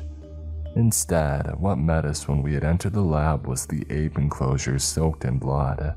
One of the subjects lying in the dirt, totally disemboweled, yet still trying to crawl toward the glass. It shocked us. This thing had guts hanging from where its stomach was, just dropping out like a piñata. We took him to the lab and did what amounted to a full workup to see what the hell was going on. Half of its organs were eaten by the other ape, in an act of dominance. Even still, this thing continued to live, still exhibiting brainwaves into pulse. It was fully aware of what was happening around it, though the pain caused it to scream when we weren't pumping it with morphine. We realized after a few days that something bad was happening.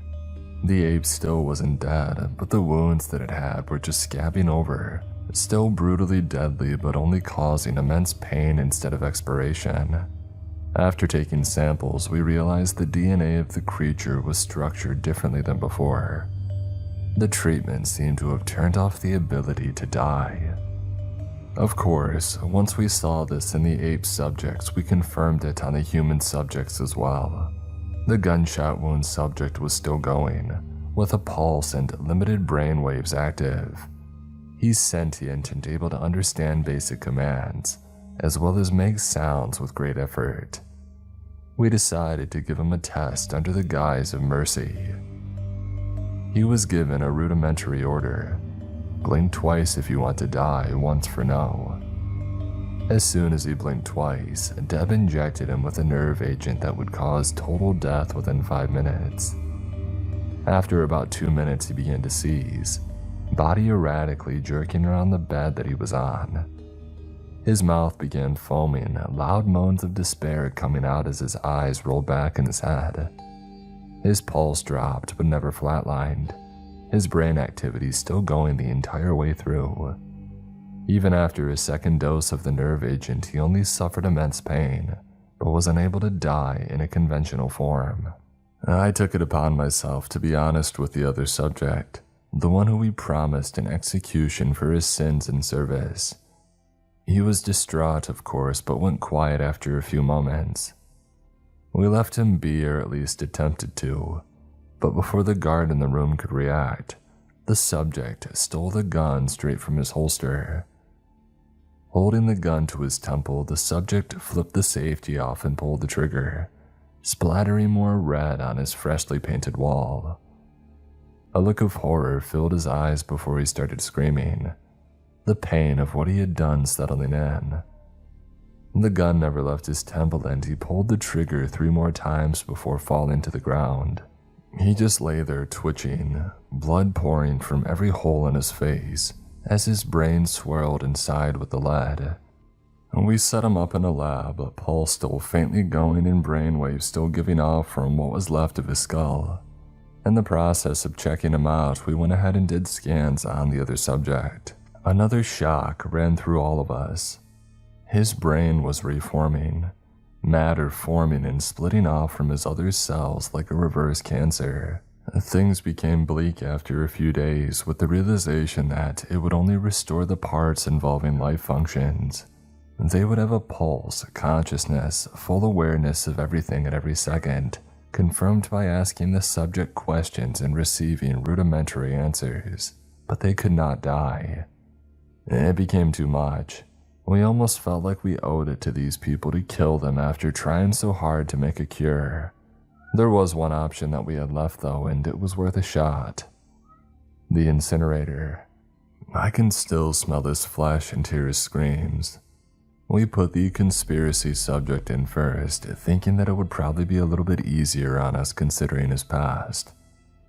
When we set it off, the screams started immediately. The sounds of his limbs thrashing his nerves were burned off at the ends. We were waiting for the screaming to stop, waiting for him to finally just die. The screaming kept going though. None of us knew what to do. At some point, he must have finally lost consciousness or just became numb to the pain, but it took hours. When he finally stopped, we gave it a few minutes before shutting the flames off, pulling the cremation tray out with our fingers crossed that it had worked. His charred, blackened body was lying on the tray, twitching every so often. He let out a rasping breath, crispy vocal cords sounding like sandpaper. His pulse still beating, brain activity was still at full capacity, and even with his brain almost melting to the point of soup in it, he was still conscious. I think we found a way to actually bond the human soul to a genetic code, leaving us trapped in these meat bags through the treatment. We tried other ways, even decapitation as a full-on last resort. A severed, burned head was still giving off brainwaves, even after all of that. Any amount of pain could happen to the body, any amount of restriction and injury inflicted, but the soul of the person would stay, brain activity never ceasing. They were trapped in their own head, quite literally, even if the rest of them were destroyed. I couldn't deal with what we had wrought. The realization that saving lives had gone into unethical territory like this, with us damning a human to eternal life. Our only hope to die now was old age, and it didn't look like that was going to happen at this rate either. I finally broke down last week in the lab, seeing the near vegetated body of the cancer patient and the still severed, gawking head of the other. A scalpel was on the table next to me, and I decided that it was enough. When I went home that night, I made up my mind. I knew my anatomy, but I went into the bathroom to use the mirror just to make sure that I was accurate. The scalpel stung as it first cut, making my hand recoil, but I had to follow through.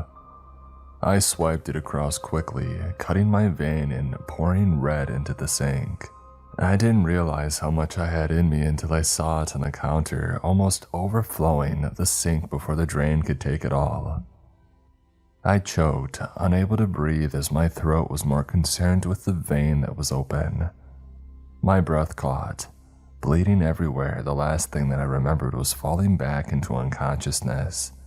Though it wasn't a complete blackout, I kept having waking nightmares, on the floor in a sea of my own red, unable to move as I lay face down, an iron taste on my tongue. By the time that I was able to get up, the cut had closed up, healing like a normal wound would. It was 3 days from when I tried, and all I got was waking up in a pool of my own coagulating blood. I don't think it's airborne, not yet at least. The bite that I got from one of the subjects is the only thing giving me that hope.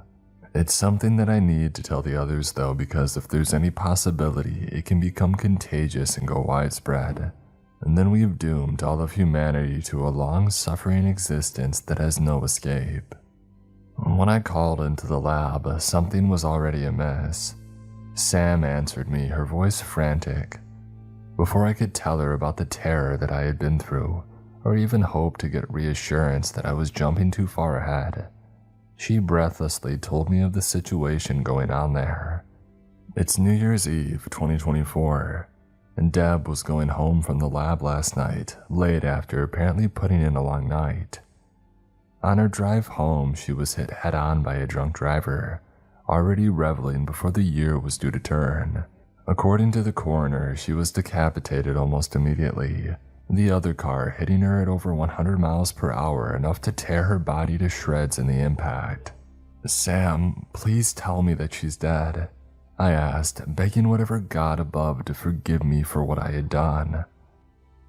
Her breath caught on the other end of the line, sobs beginning softly but growing louder as she struggled to find the words. "No," was all that she could get out before I hung up.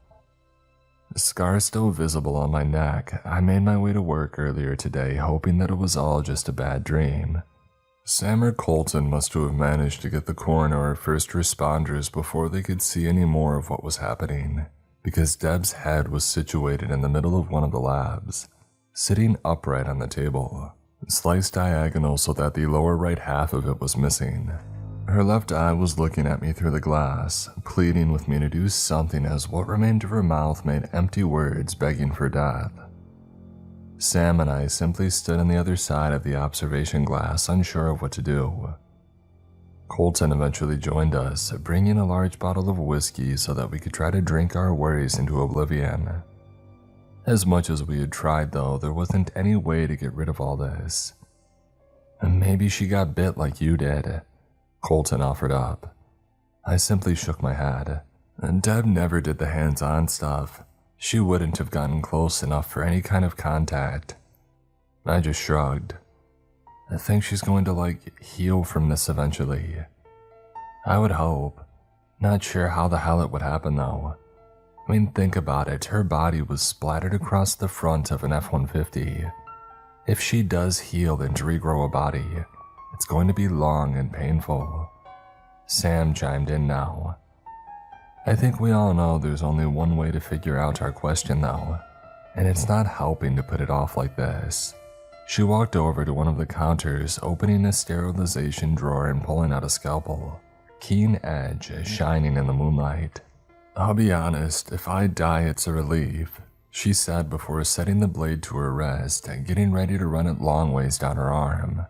Before she could, another voice threw us all off. Oh Jesus, forgive me. One of the guards was whispering, crossing himself as he locked eyes with Deb's remains on the table. We didn't even notice him come in, and none of us had briefed him on what was happening. Hell, we hadn't even briefed any of the guards, too caught up in our own terror. It looked like Deb was whispering something back to him, but before any of us could react, he pulled the gun from his side, setting it to his temple and pulling the trigger. Sam dropped the scalpel, all of us running to his body as we all tried to confirm if he was dead or help him if not. I don't know about them, but everything inside me was praying that he was gone.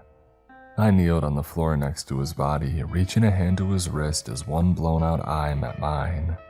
Red was pooling under his head now, spilling from his nose as the brain in his head settled into a new shape.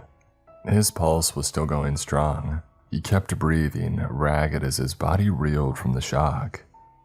We took him into one of the bedrooms, setting him up in a bed and dosing some morphine for the pain that he was no doubt in now.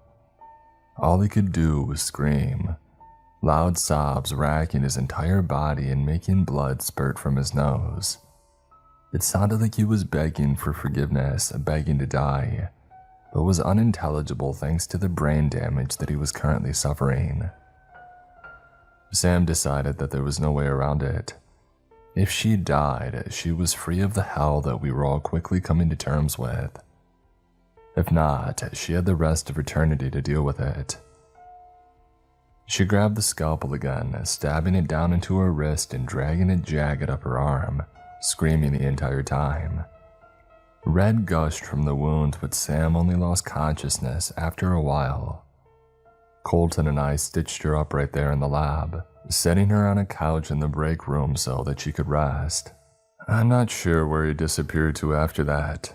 Maybe he went up above and is thinking about walking into traffic. Maybe he just needed to call someone. I sat in the lab for a few minutes looking at Deb's remains and hearing the guards' screams from down the hall. The subjects were quiet for the most part, though I imagine if they could hear everything out here, they would probably start to gloat. They would be right too. We did this to ourselves, and we deserve every ounce of cosmic karma that our new long lives will have in store for us. I have to wonder, will I still die of old age eventually? I hope that I will. I've always been scared of growing old, to be honest, afraid to see my mind go from the Alzheimer's that I saw take my father, just like he had lost his father before him. Will it destroy me just like it did to them, with no relief of death to look forward to at the end of all the madness? If there's any solace I have, it's that there may still be a way out through time. I've spent the last 2 hours drinking myself to a point where I probably have severe alcohol poisoning, praying that I can tell the world about my sins and somehow earn some mercy in the process. I'll have plenty of time to face justice if people want to come for it, but I wrote this to try and help anyone that still has a chance. Oh, and I initiated lockdown protocols on the lab. It's probably too late, of course. Hopefully Colton is still on the premises somewhere, and I feel bad for not giving them any heads up, but maybe, just maybe, we can slow this down a little, so maybe all of you still have a chance. I really hope that you can do what I can't. It's only a matter of time until this is everywhere, considering that we've been free to go in and out of the lab as we please. A lockdown at this point is like putting a band-aid on Deb's face and hoping that it works.